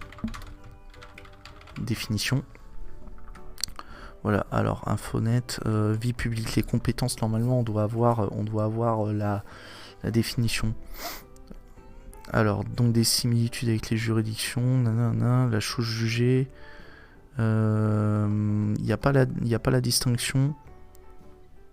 Alors, hop, API, nanana. Voilà, donc là vous avez la distinction. Donc les API, donc les autorités publiques indépendantes, disposent de la personnalité morale et ne sont donc pas directement, et sont donc directement responsables en cas de litige, et les AI n'ont pas de personnalité juridique et l'État est pleinement responsable. Ouais, par contre, je ne sais pas ce qu'il en est par contre pour leur patrimoine, mais à mon avis, je pense que à partir du moment où il y a une personnalité juridique de l'API, de l'autorité publique indépendante, normalement, elle a un patrimoine qui lui est propre, puisque à partir du moment où on vous confère une personnalité qui est, on va dire, la personnalité juridique, vous avez un patrimoine, donc vous pouvez être titulaire de droits et obligations, vous avez des dettes et vous avez des créances, voilà. En gros, vous avez le droit de réclamer de la thune à quelqu'un, tout comme vous êtes tenu de payer de la thune à quelqu'un, ou de réaliser des prestations, etc. Voilà. Donc là, j'ai simplifié à très gros traits les conséquences de la personnalité morale j'ai simplifié ici les conséquences de la personnalité juridique et la notion de patrimoine. Voilà. Et sachez que pour les autorités administratives indépendantes, en fait, la particularité, c'est qu'on est sur des autorités qui ne sont ni des juges, ni des administrations. En fait, elles sont caractérisées par une certaine indépendance. Ce sont pas des... comment on appelle ça En fait, les autorités, encore une fois, c'est de la théorie, mais les autorités administratives indépendantes, au même titre que les autorités publiques indépendantes, elles ne doivent pas recevoir d'instructions de la part des autres administrations de l'État, et aussi, elles ont des pouvoirs qui sont comparables à ceux des juridictions, à savoir un pouvoir de contrôle et d'enquête. Et là, vous le voyez, comme par exemple se faire communiquer des documents, procéder à des auditions, diligenter des vérifications sur pièce et sur place. Et il y a aussi un pouvoir de décision, à savoir adresser des avertissements, des injonctions, voire même la faculté de sanctionner financièrement.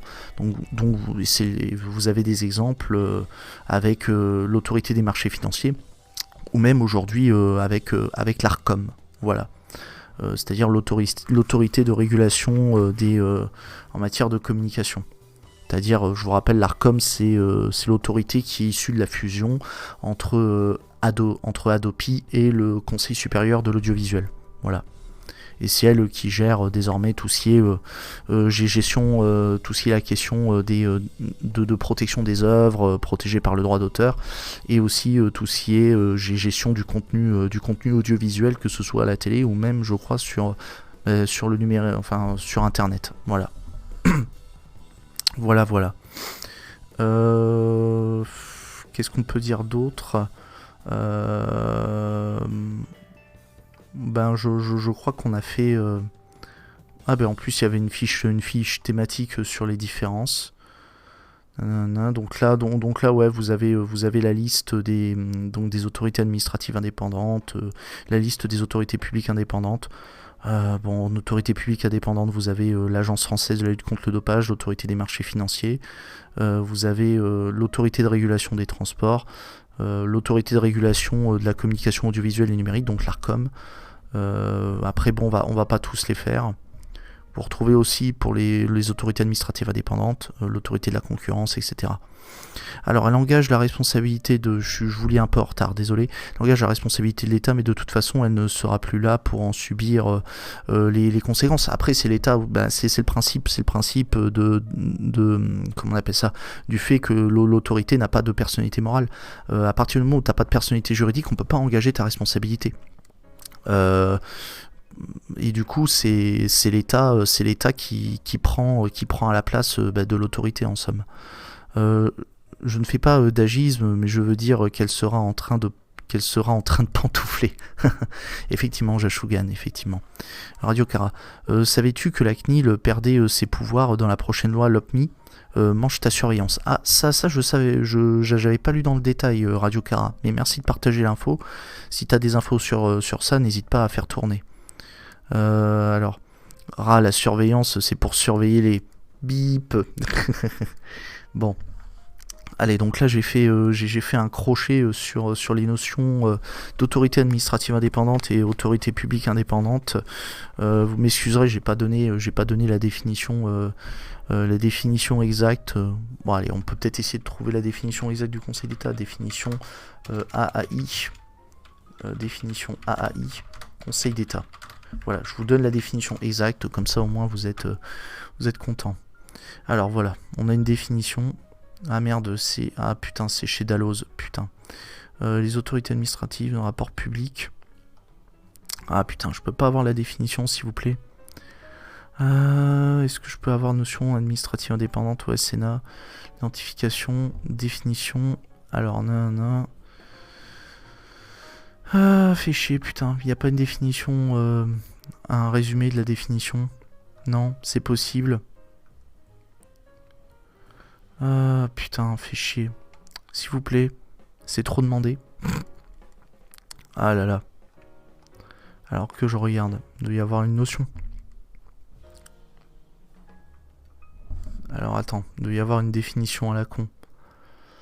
Alors la définition, je dresserai dans un premier temps le constat, définition. Elle est où cette définition de merde? Compte tenu. Ouais, en plus ça va bien avec la musique. Bon, je crois que la définition, je ne la trouverai pas aussi facilement. Bon, après, au pire, je peux... Ah, merde, non. Ils peuvent pas donner une définition simple. Ouais, qu'est-ce qu'une AI? Ouais, le problème, c'est qu'ils me donnent les compétences, la différence... Ouais, parce qu'il y avait une meilleure définition avec peut-être directement dans le rapport du Conseil d'État, s'il veut bien. Voilà, il doit peut-être y avoir un rapport. Ah voilà, les autorités administratives indépendantes peuvent être définies comme des organismes administratifs qui agissent au nom de l'État et disposent d'un réel pouvoir sans pour autant relever de l'autorité du gouvernement. Elles présentent de ce fait une particularité importante au regard des principes traditionnels d'organisation de l'État qui font aboutir aux ministres et soumettent au pouvoir hiérarchique ou de tutelle du gouvernement l'ensemble des administrations étatiques. Voilà. Bon.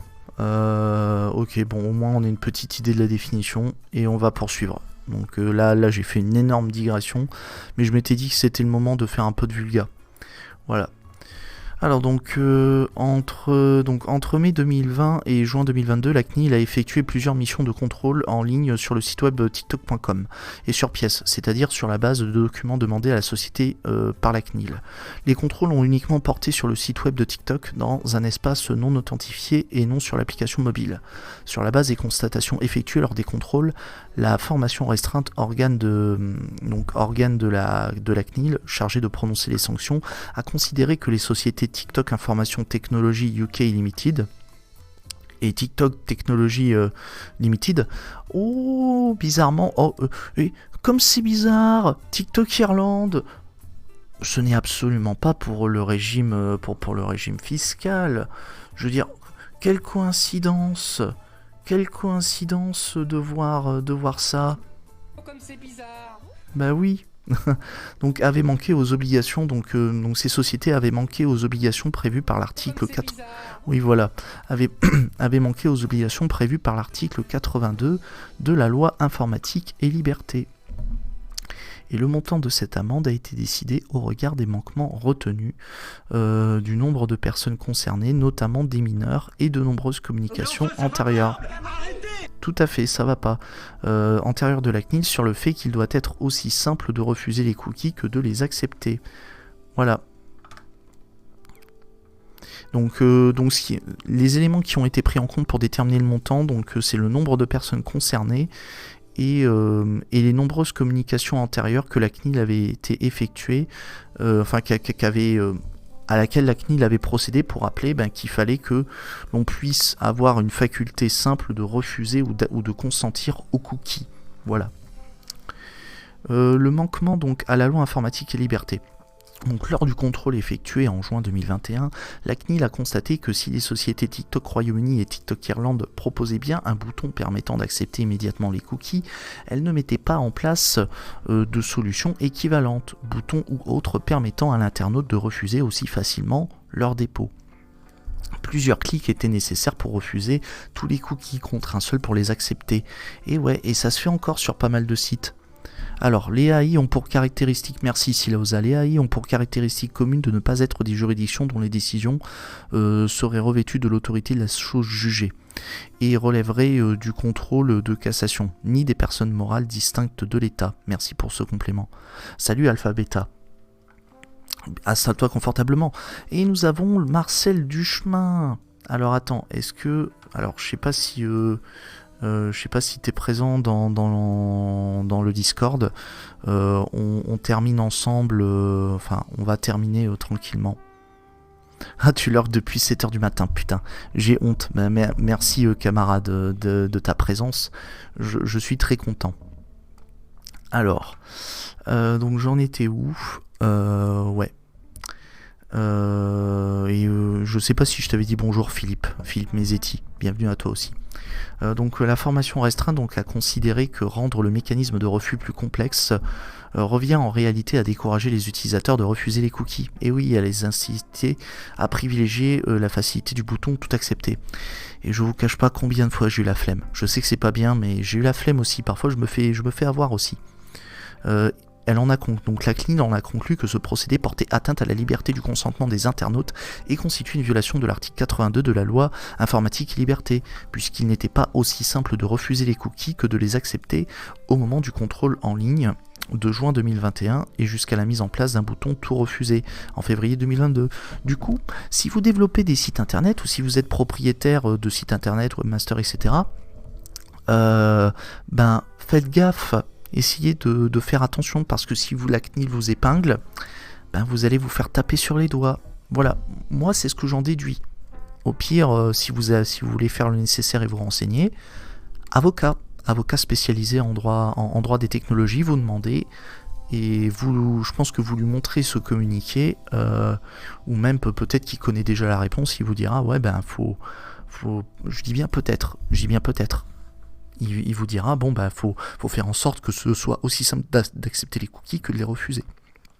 Voilà, bon.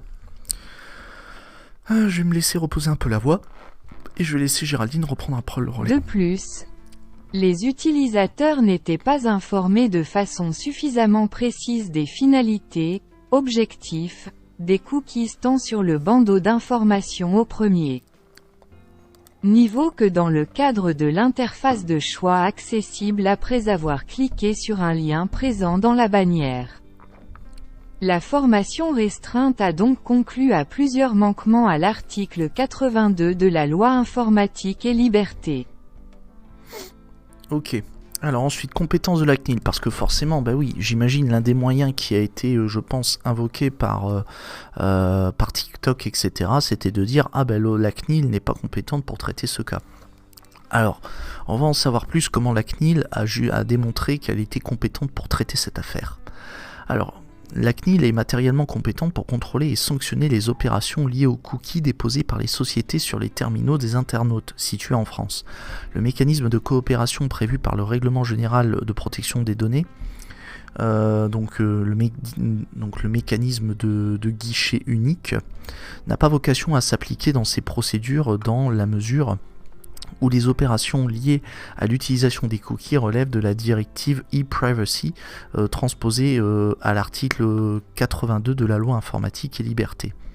La formation restreinte a considéré que la CNIL est également territorialement compétente en application de l'article 3 de la loi informatique et liberté, car le recours aux cookies est effectué dans le cadre des activités de la société TikTok SA, qui constitue l'établissement sur le territoire français des sociétés TikTok Royaume-Uni et TikTok Irlande. Elle a également estimé qu'elles sont conjointement responsables, donc en gros que TikTok Royaume-Uni et TikTok Irlande sont toutes les deux dans la sauce, dès lors qu'elles déterminent toutes les deux les finalités et les moyens à l'usage des cookies.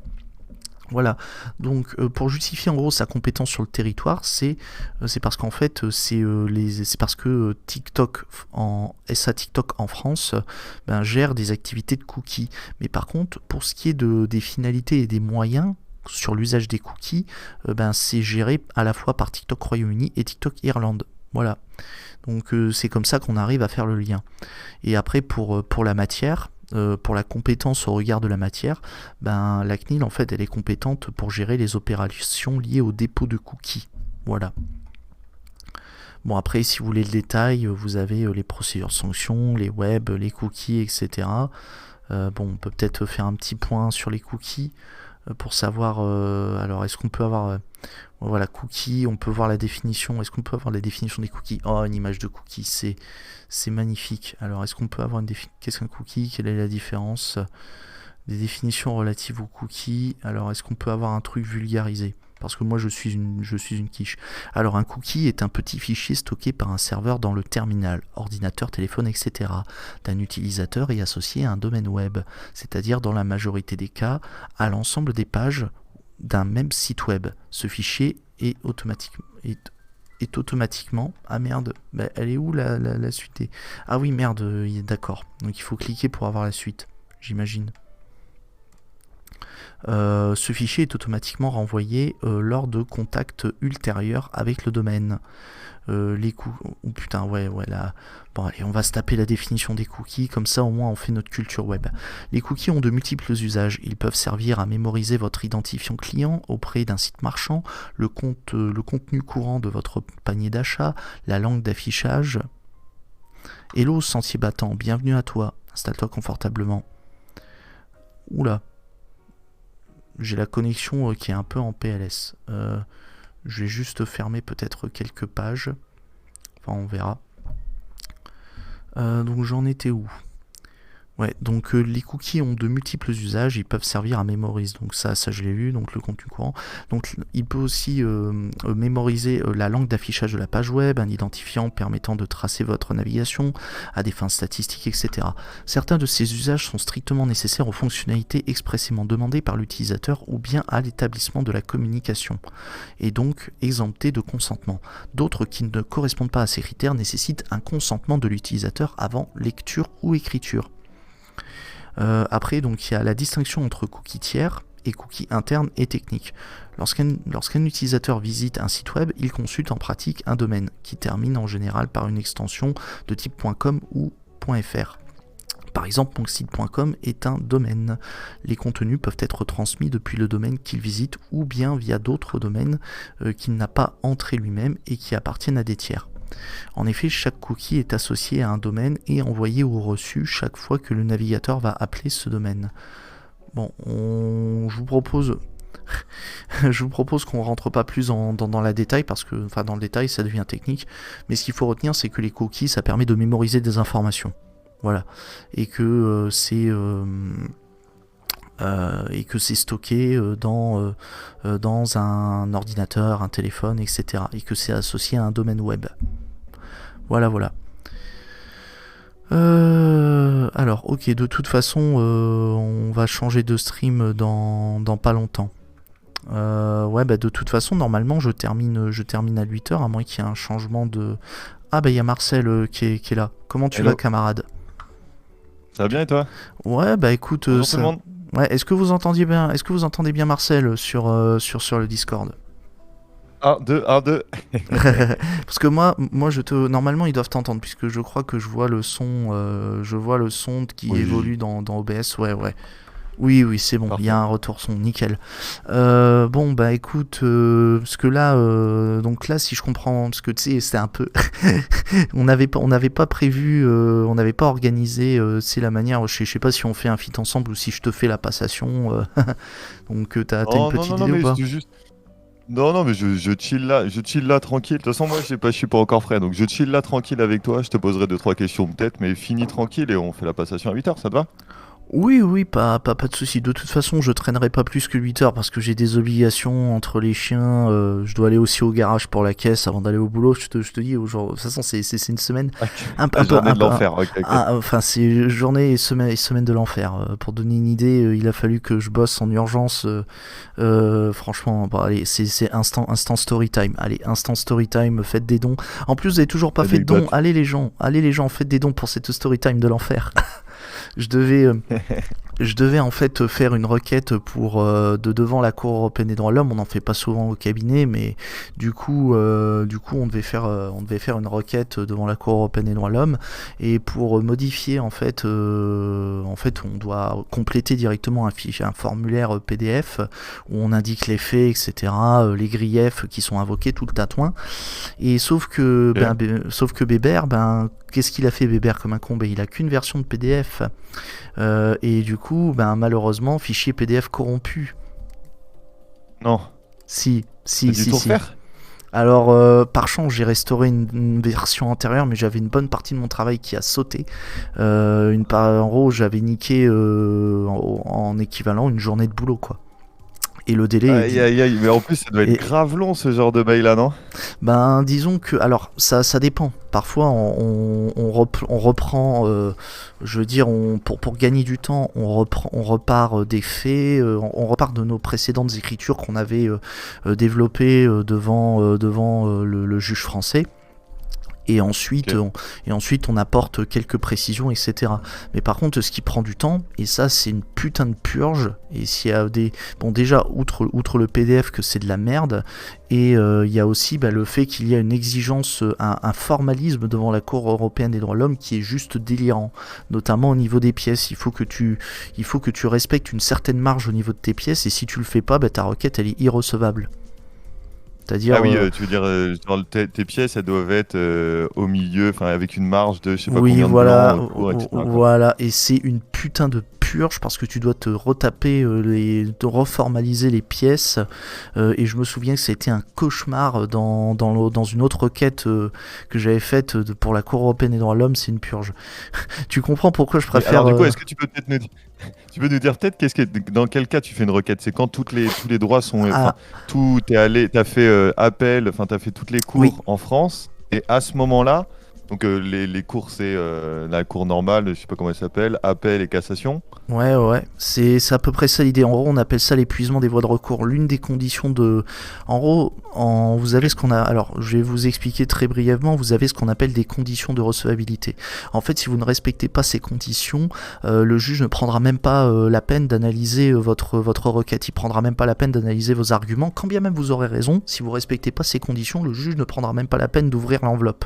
Voilà. Enfin, il prendra même... à la Cour européenne des droits de l'homme. Alors, en gros, les conditions de recevabilité, ça existe devant toutes les juridictions. Tu en as devant la Cour de cassation, tu en as devant le Conseil d'État, et notamment les conditions de recevabilité, ça peut être notamment respecter les délais. C'est-à-dire, si tu dépasses un délai, au-delà du délai, le juge prendra pas la peine de consulter ta requête, tu vois. Ou même si tu respectes pas un certain formalisme, c'est-à-dire si tu rédiges pas d'une certaine manière ta requête, le juge ne prendra pas la peine de consulter dans le détail tes arguments. Voilà, et du coup, l'une des conditions phares de recevabilité devant la Cour européenne des droits de l'homme, c'est ce qu'on appelle l'épuisement des voies de recours. C'est-à-dire que tu dois contester devant toutes les juridictions possibles pour obtenir gain de cause. En gros, il faut que tu aies saisi le juge de première instance, l'appel et la cassation. Après, tu as Après, tu peux avoir une particularité, notamment, j'avais vu un cas où, alors à vérifier, peut-être que c'est un cas particulier, mais notamment si tu fais, admettons, ce qu'on appelle un référé liberté. Donc, je rappelle, c'est une procédure d'urgence qui est mobilisée lorsque on conteste une décision de l'administration qui porte une atteinte manifestement grave et illégale à une liberté fondamentale, et dont le but c'est de prendre une mesure pour faire cesser cette atteinte. Ouais, voilà, une mesure rapide. De toute façon, ce type de recours, on l'avait retrouvé de mémoire, je crois, ça a été utilisé pour Iquisen, ça a été utilisé pour Dieudonné, ou même pour d'autres affaires qui concernent les atteintes aux droits et libertés, à une liberté fondamentale. Et du coup, si tu fais ce type de référé, que tu engages les différentes voies de recours devant... Notamment, on va dire, il n'y a pas de cassation, c'est un appel, c'est un appel devant le Conseil d'État. T'étais pas tenu de mémoire de saisir, d'aller au fond de l'affaire. C'est-à-dire, parce qu'en fait, la particularité du référé, c'est que c'est un recours qui se fait à côté d'un autre recours qui est au fond. En fait, je vais essayer de vulgariser ça. En fait, t'as deux manières de contester ta décision. C'est-à-dire, soit tu la contestes directement dans ce qu'on appelle classiquement un recours pour excès de pouvoir. C'est-à-dire, tu demandes au juge administratif l'annulation, alors je sais pas, d'un décret ou d'un arrêté ministériel, ou même d'un arrêté municipal. Tu demandes à ce qu'il soit annulé. Et en général, ça prend énormément de temps, ça prend plusieurs mois, voire même pour que le juge administratif rende sa décision, ça dure 1 an, parfois, c'est assez long, c'est une procédure longue, mais les conséquences sont importantes parce que c'est une annulation, c'est-à-dire on supprime définitivement la décision administrative de l'ordre juridique. En gros, la décision n'existe plus, elle ne produit plus du tout d'effet, alors que le référé liberté ou même le référé suspension, alors ça suspend, et ce sont des mesures qui sont provisoires en fait. Voilà. Et le référé liberté, en fait, il est plus large que le référé suspension, parce que le référé suspension, il a vocation avant tout à neutraliser les effets de la décision, avant tout. Alors que le référé liberté, c'est toute mesure qui conduit à faire cesser l'atteinte à la liberté. Alors après, j'ai plus... J'espère que tout le monde est réveillé ce matin, parce que là c'est technique. Ouais, je vois que Sentier Battant se moque un peu de mes connaissances. C'est vrai qu'il y a des gens qui connaissent mieux le droit que moi, je reconnais. Voilà, mais là et encore là, j'essaie de le faire de manière vulgarisée simple parce que si tu rentres dans le détail, si tu rentres dans le détail des pouvoirs du juge des référés liberté, c'est non, c'est pas nécessaire. En fait, il y a des bruitages. Bon, je pense que tu les entends pas, Marcel, mais là il y a un bruitage, c'était marqué. Oui, c'est clair. Alors, il y en a, ils disent c'est clair et c'est honteux. Je sais pas lequel je dois comprendre. Voilà. Mais bon, donc là c'était pour le côté ouais, du coup pour en revenir à mon histoire de Cour européenne des droits de l'homme, parce que là on a pas mal digressé.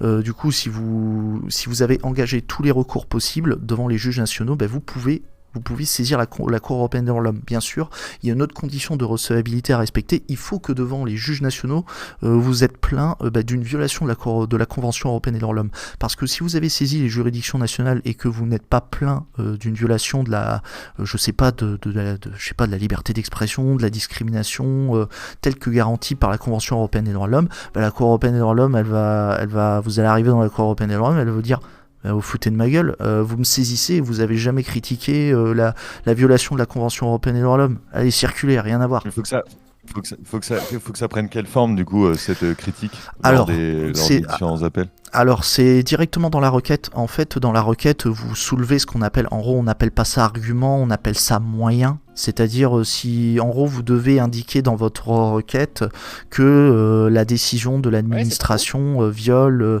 tel article de la Convention européenne des droits de l'homme, l'article 14 de la Convention européenne des droits de l'homme, s'il y a une discrimination, l'article 10 si c'est la liberté d'expression, ou encore l'article 6 si c'est paragraphe 1 si c'est une violation du droit au procès équitable, par exemple. Ou même l'article 2 si c'est le droit à la vie, par exemple, des choses comme ça. Ou même la violation du droit au respect de la vie privée et familiale qui correspond à l'article 8 de la Convention européenne des droits de l'homme. En gros, vous devez spécifier dans vos écritures, que ce soit dans votre requête ou même dans vos mémoires, c'est-à-dire parce que je rappelle que alors encore une fois je suis obligé d'apporter, de toute façon là ça va être vraiment de la vulga, je rappelle que quand vous engagez une action en justice, le premier document que vous envoyez au départ, ça s'appelle une requête. Si par exemple vous contestez une décision de l'administration, je sais pas, un décret, un arrêté municipal, etc., vous engagez ce qu'on appelle une requête introductive d'instance devant le juge administratif. En général, c'est devant le tribunal administratif si c'est un arrêté municipal ou une petite décision de l'administration. Si c'est des décisions qui sont plus grosses, genre un décret, etc., ça va devant le Conseil d'État. Donc vous engagez une requête introductive d'instance, donc pour démarrer votre recours, votre contestation. Et après, ce qui va se passer, c'est qu'il va y avoir un ping-pong d'arguments. C'est-à-dire que de l'autre côté, vous allez avoir l'administration qui va présenter ses arguments dans ce qu'on appelle un mémoire en défense. Et vous allez, pour répondre aux arguments de l'administration à nouveau, vous allez rédiger ce qu'on appelle un mémoire en réplique. Et vous avez ensuite un ping-pong qui est engagé entre vous et l'administration. Et c'est comme ça que vous avez les délais qui s'allongent, etc. Parce que forcément, il y a l'administration qui vous répond, vous répondez, etc. Et au bout d'un moment, le ping-pong, il peut durer un certain temps. Voilà. Donc, j'espère que j'ai été clair. Non, carrément, ouais, c'est plutôt clair. Enfin, je sais pas, moi j'ai capté en tout cas. Je te laisse, j'AFK un peu et je reviens à 55, comme ça on se fait la passation. Ça te va? Oui, pas de souci. La façon on va faire, je pense qu'on va se faire un petit Mais quart. oui, c'est clair. On va se faire un petit quart d'heure zbeul, je pense. Parce que voilà, vas-y, faites un peu de zbeul et je reviens récupérer l'antenne une fois qu'elle est zbeulifiée. D'accord, ça marche. Enfin, je regarde, est-ce que j'aurai le temps? Ouais, je vais peut-être prendre quelques minutes. Je vais prendre quelques minutes pour lire simplement le résumé du rapport 2023 sur l'état du sexisme. C'est en bonus et ensuite on va faire peut-être quelques minutes de zbeul. Voilà. Allez, c'est parti. Okay. Bon nickel, à toutes. À toutes. Alors, donc c'est parti, on va entamer la lecture. Donc le sexisme ne recule pas en France. Au contraire, il perdure et ses manifestations les plus violentes s'aggravent.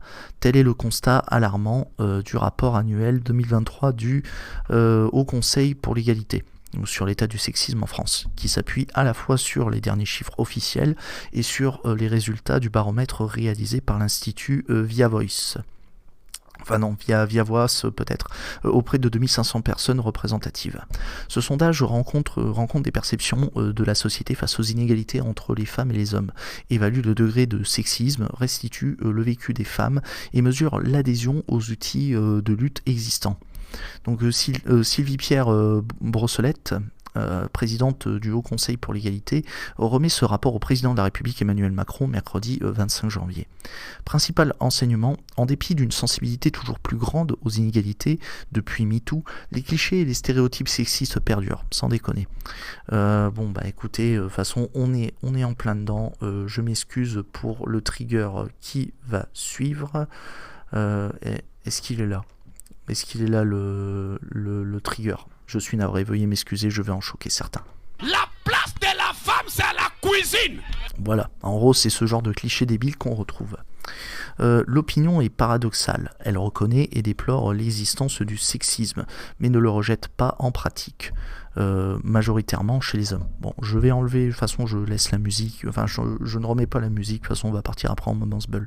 La persistance du sexisme dit ordinaire est d'autant plus préoccupante qu'elle peut... Mais enfin, ça va oui. pas. Arrêtez. Mais oui, arrêtez.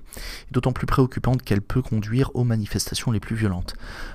Parmi les hommes de 25 à 34 ans, près d'un quart estiment qu'il faut parfois être violent pour se faire respecter. Oh putain, c'est... au secours. Mais allez vous faire mettre.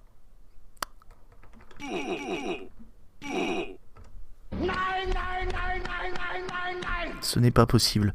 Et tout âge confondu, 40%... Si vous voyez un pauvre, c'est pas la même chose. Jetez-le dans les poubelles. Non, c'est pas la même chose, les pauvres, mais c'est encore un autre sujet, mais bon, ça reste tout aussi grave. Donc, tous âges confondus trouvent normal que les femmes s'arrêtent de travailler pour s'occuper de leurs enfants. Oh, putain. Mais vous fumez, monsieur. Nique ta mère. Voilà, désolé. Dans votre gueule, les pauvres. Et arrête de nous cracher dessus. Je sais pas ce que vous avez avec les pauvres en ce moment, c'est pas le sujet. Enfin si, c'est le sujet pour les retraites, mais bon.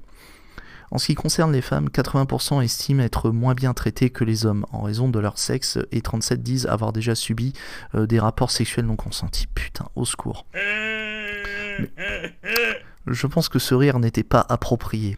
Le sujet est grave. Putain, bon écoutez. Oh là là là là, mais au secours. Je vous demande de vous arrêter. J'en ai rien à foutre. C'est pas croyable. Bon.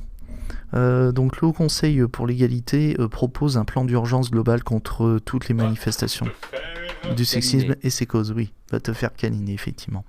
L'effort doit non seulement porter sur la protection et la répression, mais aussi sur la prévention en agissant sur les mentalités dès le plus jeune âge. Parmi les mesures clés, la régulation des contenus du secteur numérique pour lutter contre les stéréotypes, les représentations dégradantes et les scènes de violence désormais banalisées sur Internet, en particulier dans les vidéos... bon, je ne lirai pas le mot parce que bon, dans les vidéos aubergines, voilà, les vidéos aubergines, voilà. Est-ce que j'ai... Putain. Non. Mais si, c'est bleu cipo. Voilà, c'est abominable. Bon, écoutez, je vous propose qu'on fasse un Moments Bull, et pendant le Moments Bull, je vous demanderai de bien vouloir apporter la tunasse, parce qu'au bout d'un moment, faut mettre le paquet. Allez, on va... Alors attends, par contre, je vais juste fermer, parce que ça va laguer un petit peu. Donc on va mettre... allez, le Moments Bull, il est où alors putain, faut que je me retrouve dans mes, dans mes conneries. Macron, explosion. Pas tout de suite le Moments. Alors attends, donc vidéo, c'est parti. Allez, c'est parti, foutez le bordel les juristes. Enfin pardon, les juristes... allez, on va foutre le bordel. Social, putain. Ouais, c'est marrant. Merde. Je me suis planté.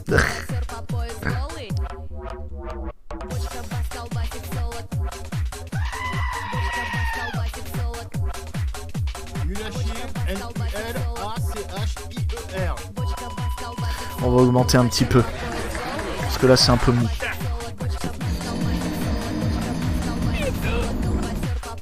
Allez, on s'amuse.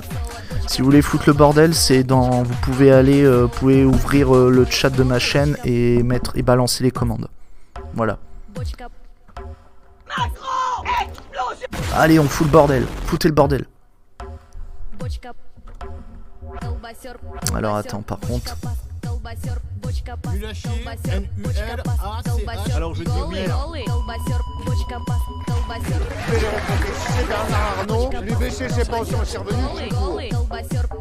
Oh putain, oh ça lag.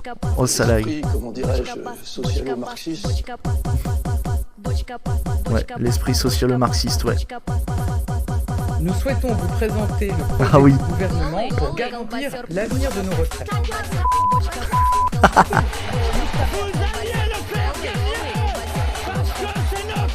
J'en ai rien à foutre. On s'attend à ce qu'il nous pose alors oui. Et puis en fait le gars il est juste sur son petit égotrip, donc du coup c'est comme un gros zizi qui rapetisse.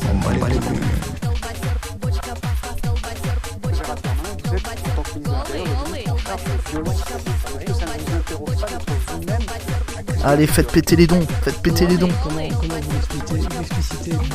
Bonjour, je recherche un agent. À très bientôt. L'émission a commencé. On est à l'endroit du Ah oui, bah oui, l'émission a commencé.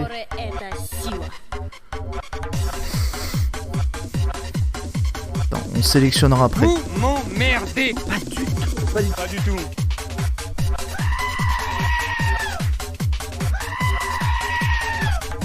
On n'a pas une grande ambition réformatrice sur des petites mesures. Soyons précis, vraiment, c'est toujours à la serre. Mais oui, c'est clair. Les retraités, si c'est Bernard Arnault, lui baisser ses pensions et ses revenus, je suis pour. L'esprit, comment dirais-je, socialo-marxiste. Et là, le petit tacle à Bolloré. On pourrait dire que je suis déconstructionniste. Oh, Il est comme ça, bro. Mais bordel, j'ai le droit. Non. C'est pas toi, quand tu dis ça, tu vas ramener un petit bracelet avec une dent dans le teint. Lui, c'est quoi ça? C'est rigolo, la chef.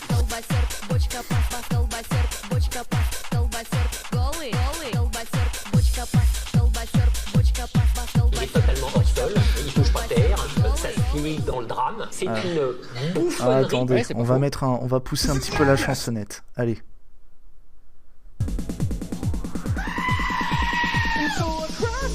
Allez, c'est parti. donc quand on est riche, ça ne s'arrête jamais. Et rassurez-vous, c'est pareil quand on est pauvre. C'est normal. Les pauvres, c'est fait pour. Les juristes sont appelés à foutre le bordel, je répète. Vous êtes appelés à foutre le bordel. Allez, c'est parti.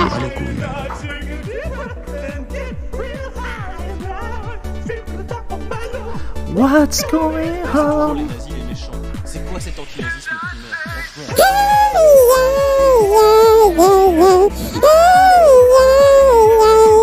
I say hey. Mais oui, c'est clair. What's going on? I say hey, yeah, yeah, yeah, yeah. C'est l'heure du sbul, les juristes. Bonjour, je recherche un... C'est honteux. Ah, il y a du lag. À très bientôt. Je ne croyais pas que c'était comme ça allait bien se passer.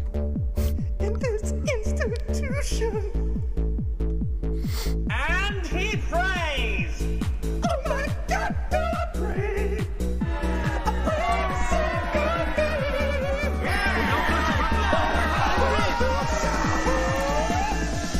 I say hey, yeah, yeah, yeah, yeah.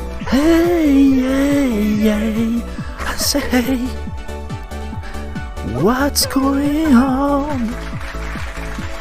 And I say oh.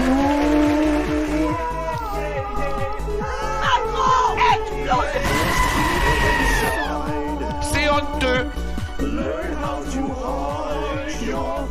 Ta gueule, salope! Ta gueule, salope! Pas trop pris, gros.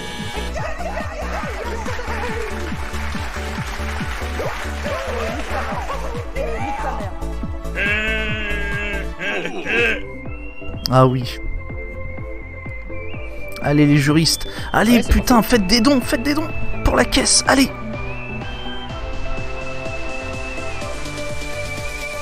Ah, j'ai plus de voix. Ah. Ah. Aïe, aïe.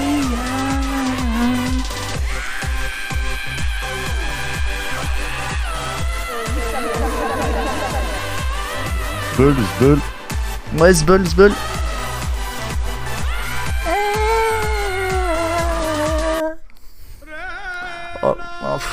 Oh, tu n'as que c'est un peu long. Attends. Ah oui, on va se finir avec Récitas. Alors attention. Il reste 2 minutes.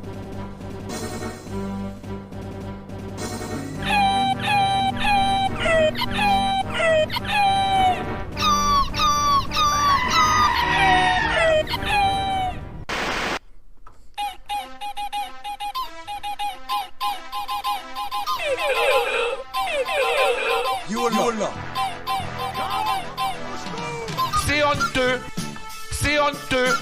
Fichtre.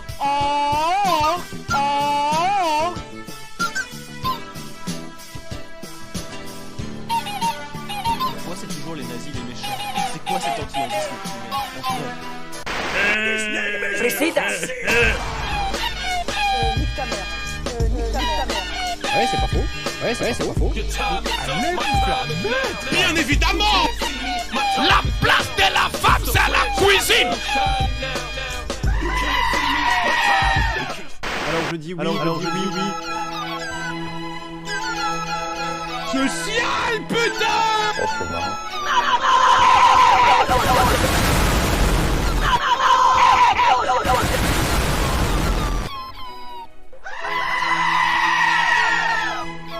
Alors oui.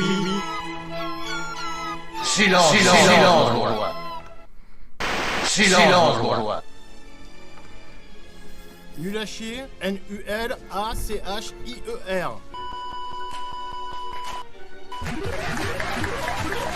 Je ne croyais pas que ça finirait de cette manière.